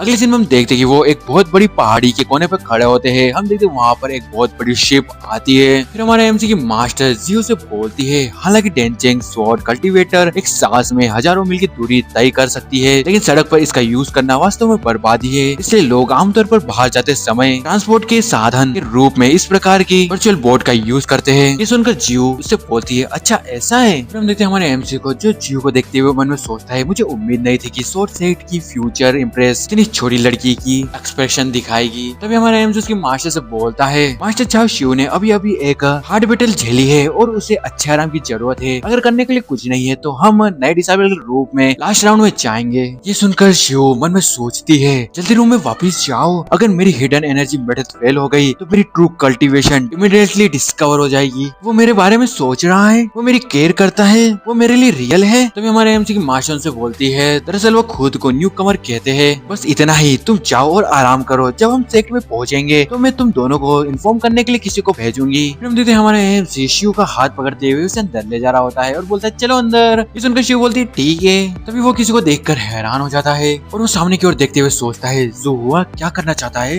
हम देखते जियो को, जो मन में सोचती है, जल्दी जाओ जल्दी जाओ। हम देखते हमारे एमसी को जाते देख जुआ मन में सोचता है, कितनी टफ फाइट है, ये ऑब्वियसली कुचलने वाली है। उसने न सिर्फ अपने हारे हुए जनरल के घाव पे नमक नहीं डाला, बल्कि मेरा भी सबके सामने सम्मान किया है। फिर वो अपनी मुट्ठी को बंद करते हुए सोचता है, ऐसा मन, ऐसी मन स्थिति। और वो फिर हमारे एमसी से रोते हुए बोलता है, सीनियर ब्रदर मैं आपके जितना अच्छा नहीं हूँ। अगले सीन में हम हमारे एमसी को रूम में देखते हैं, जो कि बेड पर लेटते हुए बोलता है, उफ अब मैं फाइनली आराम कर सकता हूँ। बाहर इतना शोर है, वर्चुअल बोट उड़ गई होगी। तभी हम देखते हैं कि उसके फेस पर कोई हाथ रखते हुए उससे बोलता है इमोर्टल। ये देखकर हमारा एमसी हैरान हो जाता है। हम देखते हैं ये शिव होती है जो हमारे एमसी गोद में बैठी हुई होती है। हमारे एमसी से बोलता है जाओ शिव तुम। तभी उसकी नजर जाओ शिव के अरमानों में पड़ जाती है, जिसको देखकर वो शर्माने लगता है। लेकिन अगले ही सीन में वो अपना फेस को दूसरी तरफ कर लेता है और मन में सोचता है प्लीज मैं भी एक ऑर्डिनरी मैन हूँ, मेरा इस तरह टेस्ट मत लो, ठीक है। हमारे एमसी को इस तरह देखकर शिव मन में सोचती है पुरुष केवल उस महिला का सामना करने में शर्माएंगे जिससे वे प्यार करते हैं। मेरा फियांसी बहुत शर्मिला है जब वह फ्यूचर में इस तरह की हरकत करता है। तभी हम देखते हैं कि शिव एकदम से हैरान हो जाती है और वो हमारे एमसी के ऊपर गिर जाती है, जिसे देखकर हमारे एमसी से बोलता है तुम्हारे साथ क्या गलत है। ये सुनकर जी उससे बोलती है अचानक से मुझे चक्कर आने लगे। तभी हमारा एमसी उसको उठाकर वहाँ से ले जाते हुए उससे बोलता है तुमको थोड़ा चक्कर आ सकता है, बिस्तर पे वापस जाओ और अच्छे से आराम करो। और वो उसको ले जाकर बेड पे लेटा देता है। उसकी एक काइंडनेस देखकर शिव उससे बोलती है चैन सिंह तुम बहुत काइंड हो, थैंक यू। फिर हमारे एमसी उससे बोलता है अच्छे से रेस्ट करो, जब हम पहुंच जाएंगे मैं तुम्हें बुला लूंगा। फिर हम देखते हैं हमारा एमसी वहाँ से जाते हुए और शर्माते हुए सोचता है ये देखना कितना दुखद है कि हम देख तो सकते हैं लेकिन खा नहीं सकते, और वो किस बारे में बात कर रहा है तुम लोग तो अच्छे से जानते हो। और हमारे एमसी वहाँ से जाते हुए उस रूम का गेट बंद कर देता है। तभी हम देखते हैं कि हमारे एमसी के जाने के बाद शिव अपने आंखें खोलती है और अपना मुंह बनाते हुए बोलती है उसने सचमुच कुछ नहीं किया। तभी हम देखते हैं भाई जी वहाँ आते हुए शिव से बोलती है तुम क्या सोच रही हो सु चैन सिंह की मेंटल स्थिति लंबे समय से आम लोगों की तुलना में कहीं बेहतर है, इतनी छोटी सी चाल उसे कैसे बेवकूफ बना सकती है। तभी हम देखते हैं शिव उदास होते हुए बोलती है वह क्यों पीछे हट सकता है, क्या वह सचमुच मुझे पसंद करता है। तभी भाई जी उससे बोलती है सु चैन सिंह को डरने की कोई बात नहीं थी और इसे कंट्रोल करने में एबल होने से यह साबित होता है कि वह ऑर्डिनरी पर्सन नहीं है। जब तुम सुप्रीम सोर्स सेक्टर में पहुंच जाओगी तो तुम्हारे और उसके पास एक साथ प्रैक्टिस करने के लिए काउंटलेस अपॉर्चुनिटीज होगी, तो तुम कुछ समय के लिए इसके लिए परेशान क्यों हो रही हो। ये सुनकर शिव शर्माते हुए और खुश होते हुए बोलती है देर सवेर मैं उसे सुखाकर खा लूंगी और साफ कर दूंगी। फिर हम देखते हैं हमारा सीन हमारे एमसी की ओर शिफ्ट हो जाता है। वो अपनी कल्टीवेशन करने की कोशिश कर रहा होता है। फिर अगले सीन में हमें उसी शिप को बाहर से दिखाया जाता है जो कि आसमान में उड़ रही होती है और बहुत तेजी से आगे की ओर जा रही होती है। फिर हम देखते हैं कि हमारा एमसी बाहर आकर नजारों के आनंद लेते हुए बोलता है पहाड़ी और नदियां राजसी है और सराउंड स्पिरिचुअल मीनिंग से भरा है। ताइशांग शॉर्ट सेक्ट 10 होली लैंड्स में से पहला होने की वर्ती है। तभी हम देखते हैं कि हमारे एमसी के पीछे उसकी मास्टर आ जाती है जिसके बारे में हमारे एमसी को नहीं पता होता। तभी उसकी मास्टर उससे बोलती है चैन सिंह का सेक्ट के प्रति लव ट्रूली अमेजिंग है। जो आवाज सुनकर हमारा एमसी शॉक हो जाता है। तभी वहाँ पर मौजूद एक एल्डर बोलता है हमें स्पष्ट रूप से अपने सीनियर साथी डिसेबल के रूप में उनका सम्मान करता हूँ और उन्हें ऐसे भव्य दृश्यों को देखकर बहुत पहले ही थक जाना चाहिए था, लेकिन वह अभी भी मेरी बहुत प्रशंसा करते हैं जो सेट के प्रति उनके प्यार को दर्शाती है। उनकी ये बातें सुनकर हमारे एमसी परेशान होते हुए मन में सोचता है मैं ये नहीं कह सकता कि पिछले 10 सालों से मैं मुश्किल से ही बाहर रहा हूँ। तभी हमारे एमसी के मास्टर हमारे एमसी से बोलती है चैन सिंह क्या तुमको अभी भी वो मनोकर याद है जिसे तुम खरीद कर लाए थे। ये सुनकर हमारे एमसी उससे बोलता है क्या मैंने ऐसा कभी कुछ किया था। तभी मास्टर उस लड़की के बारे में बताते हुए हमारे एमसी से बोलते है वह डिसाइपल कई सालों से फिजिकल ट्रेनिंग नहीं ले पाई है और जिस मास्टर के साथ वह ट्रेनिंग करती थी उसकी मौत हो चुकी है। मास्टर की प्रोटेक्शन के बिना मेरे सुप्रीम सोर्ट सेक्ट में ट्रेनिंग जारी रखना वास्तव में कठिन है। ये सुनकर हमारे एमसी उसके मास्टर से बोलता है मोटल कल्टीवेशन वर्ल्ड बहुत क्रूर है, शायद मोटल वर्ल्ड उसके लिए ज्यादा सूटेबल है। फिर हमारे एमसी की मास्टर उससे बोलती है पिछले कुछ दिनों में मास्टर उसे सोर्ट सेक्ट से बाहर भेजने की अपॉर्चुनिटी फाइंड कर रहे थे। तभी हमारा एमसी हैरान होते हुए मन में सोचता है क्या सिचुएशन है, नई प्लॉट लाइन। और हम देखते हैं कि हमारे एमसी की आंखों में उसी लड़की को दिखाया जाता है और हमारा एमसी सोचता है डेस्टिनी की सेकंड बेटी। फिर हमें पास्ट का एक सीन दिखाया जाता है। वहाँ पर हमें बताया जाता है उस दिन ऑर्फेन सेल में चारों ओर बुरे इरादे वाले बुरे लोग थे। हम देखते हैं वहाँ पर एक बंदा वहाँ पर कुछ लड़कियों को बेच रहा होता है और वो बंदा बोलता है आओ आओ आओ। पीले फूलों वाली एक यंग लड़की, हालांकि उसकी थोड़ी दृष्टि धुंधली है, उसका चेहरा और आकृति सुंदर है, सबसे ज्यादा कीमत देने वाले को यह मिलेगी। हम देखते हैं वो उसी स्लेव के बारे में बात कर रहा होता है जिसे हमारे एमसी ने खरीदा था। एक बंदा बोलता है मैं तुम्हें 1 या 2 दूंगा,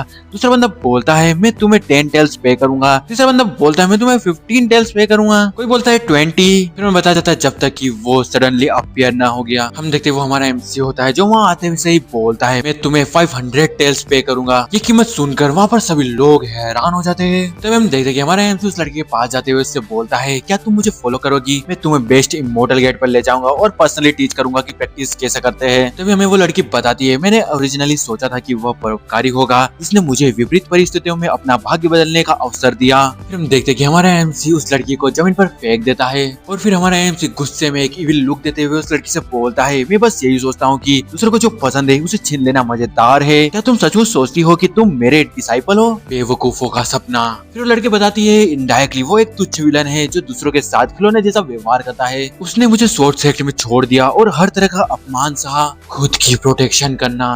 और अगले सीन में हम देखते हैं कि वो अपने मास्टर की ग्रेव के सामने बैठकर उनसे बोलती है, आज से मैं शेनरियो युआन अब सुप्रीम सोर्ड सेक्ट के लिए कोई पुरानी याद नहीं रखूंगी, मैं कसम खाती हूँ। और वो गुस्से में बोलती है, फ्यूचर में मैं डेफिनेटली उस झूठे सू चैंगसेन को अपने हाथों से मारूंगी। ये प्लॉट लाइन देखकर हमारे एमसी घबराते हुए सोचता है, मुझे याद आया 3 साल बाद invincible demon lord Shenrio Yuan appear हुआ। सू चैंगसेन की मौत काउंटी प्रिंस मैंशन में हुई और हमें उस प्लॉट लाइन में दिखाया जाता है शेनरियो युआन हमारे एमसी का गला काटते हुए आगे बढ़ जाती है। फिर हम देखते हैं हमारा एमसी अपने सिर पकड़ते हुए बोलता है, सू चैंगसेन हर जगह मौत की तलाश करने वाले विलेन के रूप में तुम सच में डेडिकेटेड हो, मैं तुम्हें एडमायर करता हूँ। फिर हम देखते हैं वो गुस्सा करते हुए बोलता है, मैं तुम्हें मार दूंगा, मैं तुम्हें परेशानी पैदा करने दूंगा, मैं तुम्हें पीट पीट कर मार डालूंगा। तुम्हारी हिम्मत कैसे हुई उस निर्दोष ऑर्फन के साथ खिलवाड़ करने की जिसे नीलाम कर दिया गया था। तब हम देखते हैं हमारे एमसी की मास्टर उससे बोलती है, फिर मैं हुआ को उसे विदा करने के लिए भेजूंगी। शेनरियो युआन का टैलेंट बहुत खराब है और वो ताइशांग शॉर्ट सेक्ट में रहने के लिए सुटेबल नहीं है। ये सुनकर हमारे एमसी हैरान हो जाता है और वो उसके मास्टर से बोलता है, रुको मास्टर अभी मत जाओ। ये सुनकर उसकी मास्टर से बोलती है,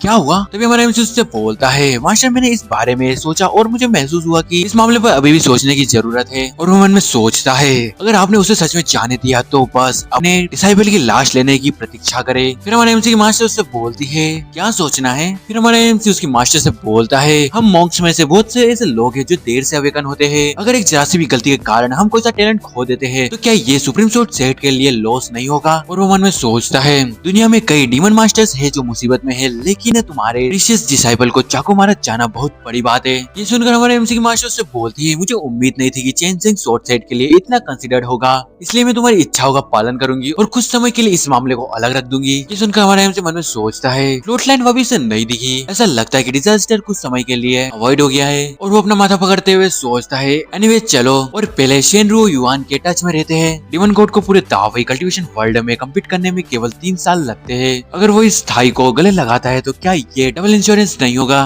तभी हम देखते हैं कि शिव वहाँ आते हुए हमारे एमसी से बोलती है, चेंजिंग तुम किस बारे में सोच रहे हो? ये सुनकर हमारे एमसी से बोलता है, यूर जुझाओ के ताइशांग जियांगोंग पहुंचने के बाद मुझे कुछ छोटी छोटी चीजों से निपटना है। तुम बाद में अपने कमरे को साफ करने के लिए टाओफेंग जा सकती हो। जहाँ पर मैं रहता हूँ वहाँ पर बहुत सारे गेस्ट रूम्स है, इसलिए तुम अपनी इच्छा के अनुसार उनमें से एक चुन लेना। ये सुनकर शिव खुश होते हुए हमारे एमसी से बोलती है, सच में? हमारे एमसी बोलता है, हाँ बिल्कुल। फिर वो हमारे एमसी से चिपकते हुए उससे बोलती है, फिर मैं तुम्हारे बेडरूम में सोना चाहती हूँ। ये सुनकर हमारे एमसी से बोलता है, जो भी तुम्हें पसंद हो। फिर हमें रियो युआन को दिखाया जाता है जो किसी घर के सामने खड़ी होती है और वो वहाँ पर बोलती है, मास्टर अब से रियो युआन यहाँ एक लौती बच्ची है। तभी हम देखते हैं वहाँ पर कुछ बदमाश लड़के उस जगह का गेट लात से जोर से खोलते हुए अंदर आते हुए रियो युआन से बोलते हैं, रियो युआन तुम्हारे मास्टर की डेथ हो चुकी है, फिर भी तुम ताइशांग शॉर्ट सेक्ट में रहने का साहस कैसे कर सकती हो? अभी यहाँ से बाहर निकलो, फ्यूचर में ये हमारी जगह होगी। तभी हम देखते हैं कि रियो युआन उनके सामने आते हुए उनसे बोलती है, यह मेरे मास्टर का घर है, इसे कोई छीन नहीं सकता। तभी हम देखते हैं वो पर्सन रियो युआन पर अटैक करते हुए उससे बोलता है, ऑब्वियसली बिना स्पिरिचुअल पावर के एक वेस्ट मेरे सामने बोलने की हिम्मत करता है।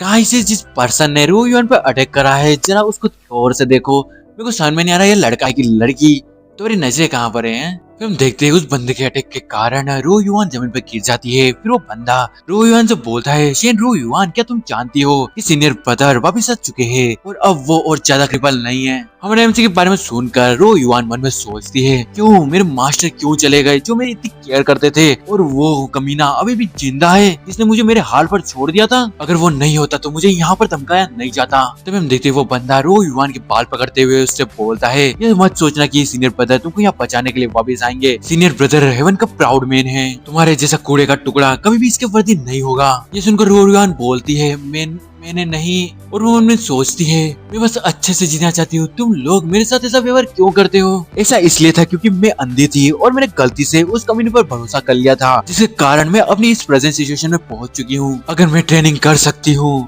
अगर मैं काफी स्ट्रॉन्ग हूँ, मुझे इन लोगों को पूरे सुप्रीम सोर्ड सेक्ट के साथ एक साथ रखना होगा। सभी और अगले दिन में हम देखते हैं कि वो शेन रुओ युआन को बुली करते हुए बोलते हैं, देखो ये कुत्ते की तरह कितना शर्मिंदा है। तभी दूसरी वाली डिसेबल बोलती है, सीनियर सिस्टर आपके पीछे। हम देखते हैं हमारे उसके पीछे कोई आ रहा होता है, तो मेरे को अब मालूम पड़ा ये बंदा नहीं बंदी है। तभी हम देखते हैं उसके पीछे हमारा एमसी खड़ा होता है, जो कि एक इविल लुक दे रहा होता है, जिसे देखकर वो लड़की घबरा जाती है। और वहाँ पर मौजूद वो डिसाइपल्स सोच रही होती है इनडायरेक्टली सीनियर ब्रदर उसे फाइंड करने के लिए वापिस आए। अगर हम सीनियर ब्रदर को नाराज करते हैं तो हम वास्तव में खाने पीने के लिए असमर्थ हो जाएंगे। अगले दिन में हम देखते हैं कि वो लड़की हमारे एमसी के सामने झुकते हुए उनसे बोलती है, मैं गलत हूँ, मुझे माफ कर दीजिए, फिर हम कभी भी ऐसा करने की हिम्मत नहीं करेंगे। फिर हमारे एमसी उनसे बोलता है, यहाँ से चले जाओ और याद रखना आज यहाँ पर जो भी हुआ है वो सारी बातें किसी के सामने मत कहना। हमारे एमसी की मुझे ये बात सुनकर वो लड़की हैरान हो जाती है और वो पीछे हटते हुए बोलती है, हाँ हाँ हम समझ गए। उनको देखकर हमारे एमसी सोचता है ये सिर्फ एक मैसेज है, वो इतना डरे हुए क्यों है।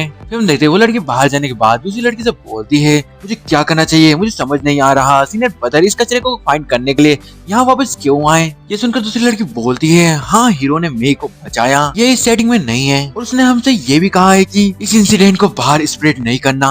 ये सुनकर दूसरी लड़की बोलती है, अच्छा ऐसा है। सीनियर ब्रदर ने अपने द्वारा उठाए कई खेल के सामानों के बारे में सोचा होगा और इस बार उसके साथ खेलने के नए तरीके के बारे में सोचा होगा। आप सचमुच सीनियर ब्रदर होने के योग्य है, बहुत कपटी। तब हम देखते हैं हमारे एमसी रू युआन की ओर अपना हाथ बढ़ाते हुए उससे बोलता है, तुम कैसी हो। हम देखते हैं रू युआन उससे बोलती है, तुमने मुझे बचाया, तुम कौन हो। हम देखते हैं हमारे एमसी रू युआन का हाथ पकड़ते हुए मन में सोचता है, प्लॉट के अकॉर्डिंग वो भी अंधी है, क्या मुझे अपनी आइडेंटिटी को रिवील करना चाहिए। फिर हम देखते हैं रू युआन हमारे एमसी से बोलती है, सॉरी मैंने अपनी सीमा लांघ दी, आप बहुत एडवांस सीनियर होंगे, आप बिना एक्शन उठाए उन डिसाइबल्स को भगा सकते हैं। ये सुनकर हमारे एमसी सोचता है, उसकी सोच बिल्कुल सही थी, लेकिन मुझे नहीं पता था कि उन लोगों के साथ क्या हो रहा था। ऐसा लग रहा था जैसे उन्होंने भूत को देख लिया। इसका कारण यह है कि मैं स्तु चैन सेंग एक बुली पर्सन हूँ, जिसे हर कोई प्यार नहीं कर सकते हैं, है ना। फिर हम देखते हैं रू युआन हमारे एमसी से बोलती है, मुझे बचाने के लिए मैं सीनियर की बेहद आभारी हूँ, मैं आज रात ताइसेंग शॉट सेक्टर छोड़ दूंगी। यंग जनरेशन रू युआन निश्चित रूप से भविष्य में घास की एक गांठ और एक अंगूठी के साथ आज की दयालुता का बदला चुकाएगी। फिर हम देखते हैं हमारे एमसी उसको संभालते हुए उससे बोलता है, रीपेमेंट के बारे में क्या कहे। तभी हम देखते हैं रू युआन की आंखों में कुछ होता है और उसकी आंखें चमकने लगती है। अगले दिन हम देखते हैं कि रू युआन को एक विजन आता है, जिसमें वो हमारे एमसी के ऊपर अटैक कर रही होती है और बोलती है, सु चेंगसेंग नर्क में जाओ। हमारे एमसी वहाँ पर घबराते हुए सोचता है, ये दयालुता का कैसा बदला है। फिर हम देखते हैं हमारे एमसी रू युआन को पकड़ते हुए उससे बोलता है, तुम नहीं जा सकती। रू युआन बोलती है, सीनियर। और हमारे एमसी रू युआन से बोलता है, क्योंकि ये फ्यूचर से रिलेटेड है, मेरा ओपिनियन है कि तुम इसके बारे में और सोचो। और वो मन में सोचता है, अगर तुम चली जाओगी तो क्या मैं ये सफर नहीं करूंगा। फिर हम देखते हैं रू युआन हमारे एमसी से रोते हुए बोलती है, सीनियर क्या आपको लगता है कि अभी भी मेरा कोई फ्यूचर है। मैं अपनी आंखों से साफ साफ नहीं देख सकती और मेरे मास्टर जो मुझे सबसे ज्यादा प्यार करते थे वो भी मर चुके हैं। इस ताइसेंग शॉट सेक्टर में केवल अंतहीन अपमान और बदमाशी है। तभी हमारा एमसी उसके कंधों पे हाथ रखते हुए उससे बोलता है, वास्तव में मैं तुम्हें जानता हूँ, मेरी राय में तुम बहुत टैलेंटेड हो। हमारे एमसी की मुझे ये बात सुनकर रू युआन मुझसे बोलती है, क्या मुझ में टैलेंट है। फिर वो अपना सिर झुकाते हुए हमारे एमसी से बोलती है, लेकिन लंबे समय तक सभी ने कहा कि मैं यह नहीं कर सकती। और वो मन में सोचती है, सीनियर के पास बहुत ताकत है और उनके पास मुझसे झूठ बोलने का कोई कारण भी नहीं है और मैं उन्हें कोई लाभ भी नहीं पहुंचा सकती। अगले दिन में हम देखते हैं कि हमारा एमसी उसका हाथ टाइटली पकड़ते हुए उससे बोलता है, चिंता मत करो, मैं तुम्हारा दोस्त हूँ, तुम्हें डरने की कोई जरूरत नहीं है। और वो मन में सोचता है, वैसे भी ये ऐसा है कि वह साफ साफ नहीं देख सकती, वो ये नहीं जानती कि मैं कौन हूँ। उसे पहले बड़ा होने का नाटक करना चाहिए और बात करने से पहले दूसरे व्यक्ति को स्थिर करना चाहिए। तभी हमारा एमसी रू युआन से बोलता है, वैसे क्या तुम्हारी आंखें खराब है। ये सुनकर रू युआन उससे बोलती है, खैर ये बचपन की पुरानी बीमारी है, इसके अलावा मेरी मदर इन लॉ की हाल ही में डेथ हो गई और मुझे बहुत दुख हुआ, लेकिन सीनियर इसकी चिंता मत करो। फिर हम देखते हैं हमारे एमसी रू युआन को एक एलेक्सा देते हुए उससे बोलता है, यह है किंग जोडेन जो तुम्हारी आंखों के लिए हेल्पफुल है, लेकिन एक गोली इसे ठीक नहीं कर सकती। इस दवा का इस्तेमाल लंबे समय तक करना होगा, मैं बाद में वापस आऊंगा। वो एलेक्सर पाकर रू युआन हमारे एमसी से बोलती है, सीनियर मुझे उम्मीद नहीं थी कि इस सुप्रीम शॉट सेक्टर में मेरी मदर इन लॉ के अलावा कोई होगा जो मेरी परवाह करेगा। फिर हमारे एमसी उससे बोलता है, मुझे सीनियर कहने की कोई जरूरत नहीं है, बस मुझे सीनियर ब्रदर कहो, मुझे कुछ काम निपटाने हैं तो मैं तुमसे बाद में मिलता हूँ। और वो मैंने सोचता है, अगर मैं वापस नहीं गया तो मुझे नहीं पता कि वो महिला क्या करेगी। इसी के साथ हमारे एमसी वहाँ से जाने लगता है। रू युआन उसको बोलती है, ब्रदर थैंक यू। फिर हमारा एमसी उसके रहने की जगह पे पहुंच जाता है और वो फिर बोलता है जो चैन सिंह एक कमीना इंसान था, वो उस जगह की अच्छे से देखभाल करता था जहाँ से पर वो रहता था। फिर हमारा एमसी चिल्लाते हुए बोलता है अभी निहारने का समय नहीं है, जितनी जल्दी हो सके दूर जाने के लिए मैं उस लड़की झाओ शिव को अपने बेडरूम में रहने देने के लिए एग्री हुआ। मैं जल्द से जल्द ये देखना चाहता हूँ कि वह क्या कर रही है। फिर हम देखते हैं हमारा एमसी जोर से उसके रूम का दरवाजा खोल देता है और वो देखता है वहाँ सामने बेड पर तो कोई भी नहीं होता, जो देखकर वो बोलता है भाई ये क्या चल रहा है। फिर वो आगे की ओर जाते हुए बोलता है झाओ शिव। तभी अचानक से उसका कोई हाथ पकड़ लेता है, जिसे देखकर हमारे एमसी घबरा जाता है। हम देखते ये झाओ शिव होती है जो हमारे एमसी को बेड पर पटकते हुए उससे बोलती है चैन सिंह क्या नया बेडरूम तुमको पसंद आया। झाओ शिव को इस तरह देखकर हमारे एमसी मन में सोचता है झाओ शिव आफ्टर ऑल मैं भी सर्विस में तुम्हारा मास्टर हूँ, तुम हमेशा मुझ पर हावी होने के लिए दबाव क्यों डालना पसंद करती हो, क्या यह किसी प्रकार का अजीब एक्सपीरियंस है। फिर हमारे एमसी झाओ शिव से बोलता है हालांकि मैंने तुम्हें अपने बेडरूम में सोने के लिए प्रॉमिस किया था, लेकिन ये अरेंजमेंट। तभी हम देखते हैं झाओ शिव एक अजीब सा फेस बनाते हुए हमारे एमसी से पूछती है क्या ये तुमको पसंद नहीं आया। ये देखकर हमारे एमसी घबराते हुए उससे बोलता है एक मास्टर के रूप में मुझे ये बहुत पसंद आया। ये सुनने के साथ ही झाओ शिव हमारे एमसी से चिपकते हुए उससे बोलती है बढ़िया ये तुम्हें पसंद आया, अब से हम दोनों यही सोएंगे। ये सुनकर हमारा एमसी शॉक हो जाता है। फिर हमारा एमसी परेशान होते हुए मन में सोचता है अगर आज रात हम दोनों एक साथ सोएंगे तो क्या इसका मतलब ये होगा कि हमारी ट्रू कल्टीवेशन लेवल एक्सपोज हो जाएगी। झाओ शिव द्वारा मेरे साथ कुछ अमानवीय चीजें की प्रतीक्षा करने के बजाय अब मुझे क्यों नहीं मार देते। तभी हमारा एमसी उठते हुए झाओ शिव से बोलता है नहीं नहीं नहीं, मैं सिर्फ तुम्हें अपने बेडरूम में सोने के देने के लिए एग्री हुआ हूँ, साथ में सोने के लिए नहीं। फिर वो बेड से उतर कर वहाँ से जाते हुए उससे बोलता है तुम यही आराम करो, मैं एक कमरा साफ कर दूंगा। फिर हम देखते हैं झाओ शिव अपने कपड़े उतारने लग जाती है, हमारा एमसी वहीं पर ही रुक जाता है और फिर झाओ शिव हमारे एमसी के पास जाकर उसको पकड़ते हुए उससे बोलती है चलो मामले को सुलझाए और मैं देखूंगी कि क्या तुम फ्यूचर में मेरे साथ चालाकी करने की हिम्मत करते हो। फिर अगले सीन में हम देखते हैं कि वो हमारे एमसी को किस करने जा रही होती है और उन दोनों के बीच किस हो पाती है। तभी बाई जी वहाँ पर बीच में आते हुए झाओ शिव से बोलती है मुझे ये फेमिलियर एटमॉस्फेयर फील हुआ और वो फिर झाओ शिव से बोलती है यू आर वो ट्रेजर जो तुम्हारी फिजिक्स को ठीक कर सकता है, वो सच में इस सेट के अंदर है। हम पीछे हमारे एमसी को देखते हैं वो जो अपनी एक चेन की सांस ले रहा होता है। फिर हम देखते हैं हमारे एमसी बाईजी की ओर देखते हुए मन में सोचता है ऐसा लगता है कि बाईजी की बुद्धि और ताकत ठीक हो रही है, बोलने का तरीका भी इस जमाने के अकॉर्डिंग होने लगा है। तभी हम देखते हैं शिव हमारे एमसी से चिपकते हुए उससे बोलती है चैन सिंह मुझसे कभी भी झूठ नहीं बोलेगा क्योंकि हम लंबे समय से एक दूसरे से प्यार करते हैं। फिर हमारे एमसी उससे बोलता है जब तुम एक बार स्वॉर्ड मास्टर बन जाओगी तो तुम स्वॉर्ड मास्टर के सीक्रेट टॉम में एंटर करने के एलिजिबल होगी, तब तक यूर की फिजिक्स प्रॉब्लम महज एक आसान टुकड़ा बनकर रह जाएगी। ये सुनकर बाईजी बोलती है तुम्हें स्वॉर्ड मास्टर बनने की जरूरत क्यों है, ताइसन स्वॉर्ड सेक्ट बहुत सारे सैनिकों और जनरलों से भरा हुआ है, जब तक तुम और मैं यहाँ है हम इस सेक्ट को आसानी से मिटा सकते हैं। ये सुनकर हमें उनको रोकते हुए बोलता है रुको रुको रुको तुम ऐसा नहीं कर सकती। ये सुनकर बाईजी बोलती है क्यों कल्टीवेशन वर्ल्ड में कमजोरों के लिए ताकतवरों का शिकार बनना, लोगों को मारना और ट्रेजर पर कब्जा करना आम बात है। इससे भी ज्यादा स्वॉर्ड मास्टर सिर्फ समुद्र के माध्यम से टूट गया, सीनियर आप उसे आसानी से कुचल सकते हैं। यह सुनकर हमारे हमसे बोलता है समुद्र तोड़ने वाले क्षेत्र को कुचल दो, तुम किसके बारे में ज्यादा सोचती हो।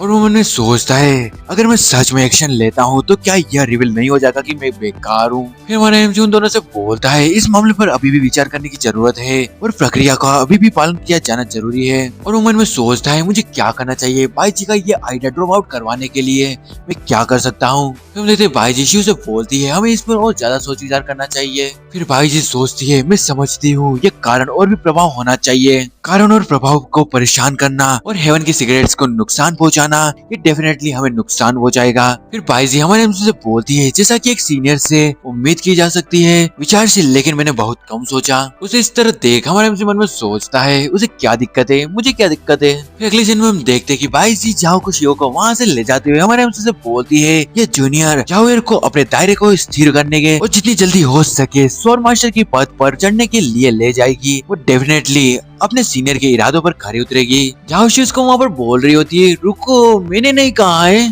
फिर बाईजी झाओ शिव से बोलती है अब तुम्हारी टॉप प्रायोरिटी कल्टीवेशन है। झाओ शिव हमारे एमसी से बोलती है चैन से रात में यहाँ से भाग मत जाना। अगले दिन हम देखते कि हमारा एमसी उन दोनों के जाने के बाद शांति से अपने बेड पर बैठ जाता है और बोलता है आखिरकार इस पर काबू पा लिया गया। अगला और वो बोलता है चलो शेनरो युआन के टैलेंट प्रॉब्लम को हल करने के लिए एक तरीका खोजे। कल्टीवेशन प्रैक्टिस के हजारों तरीके हैं और डिमंस को कल्टीवेशन के अलावा दूसरे तरीके भी होना चाहिए।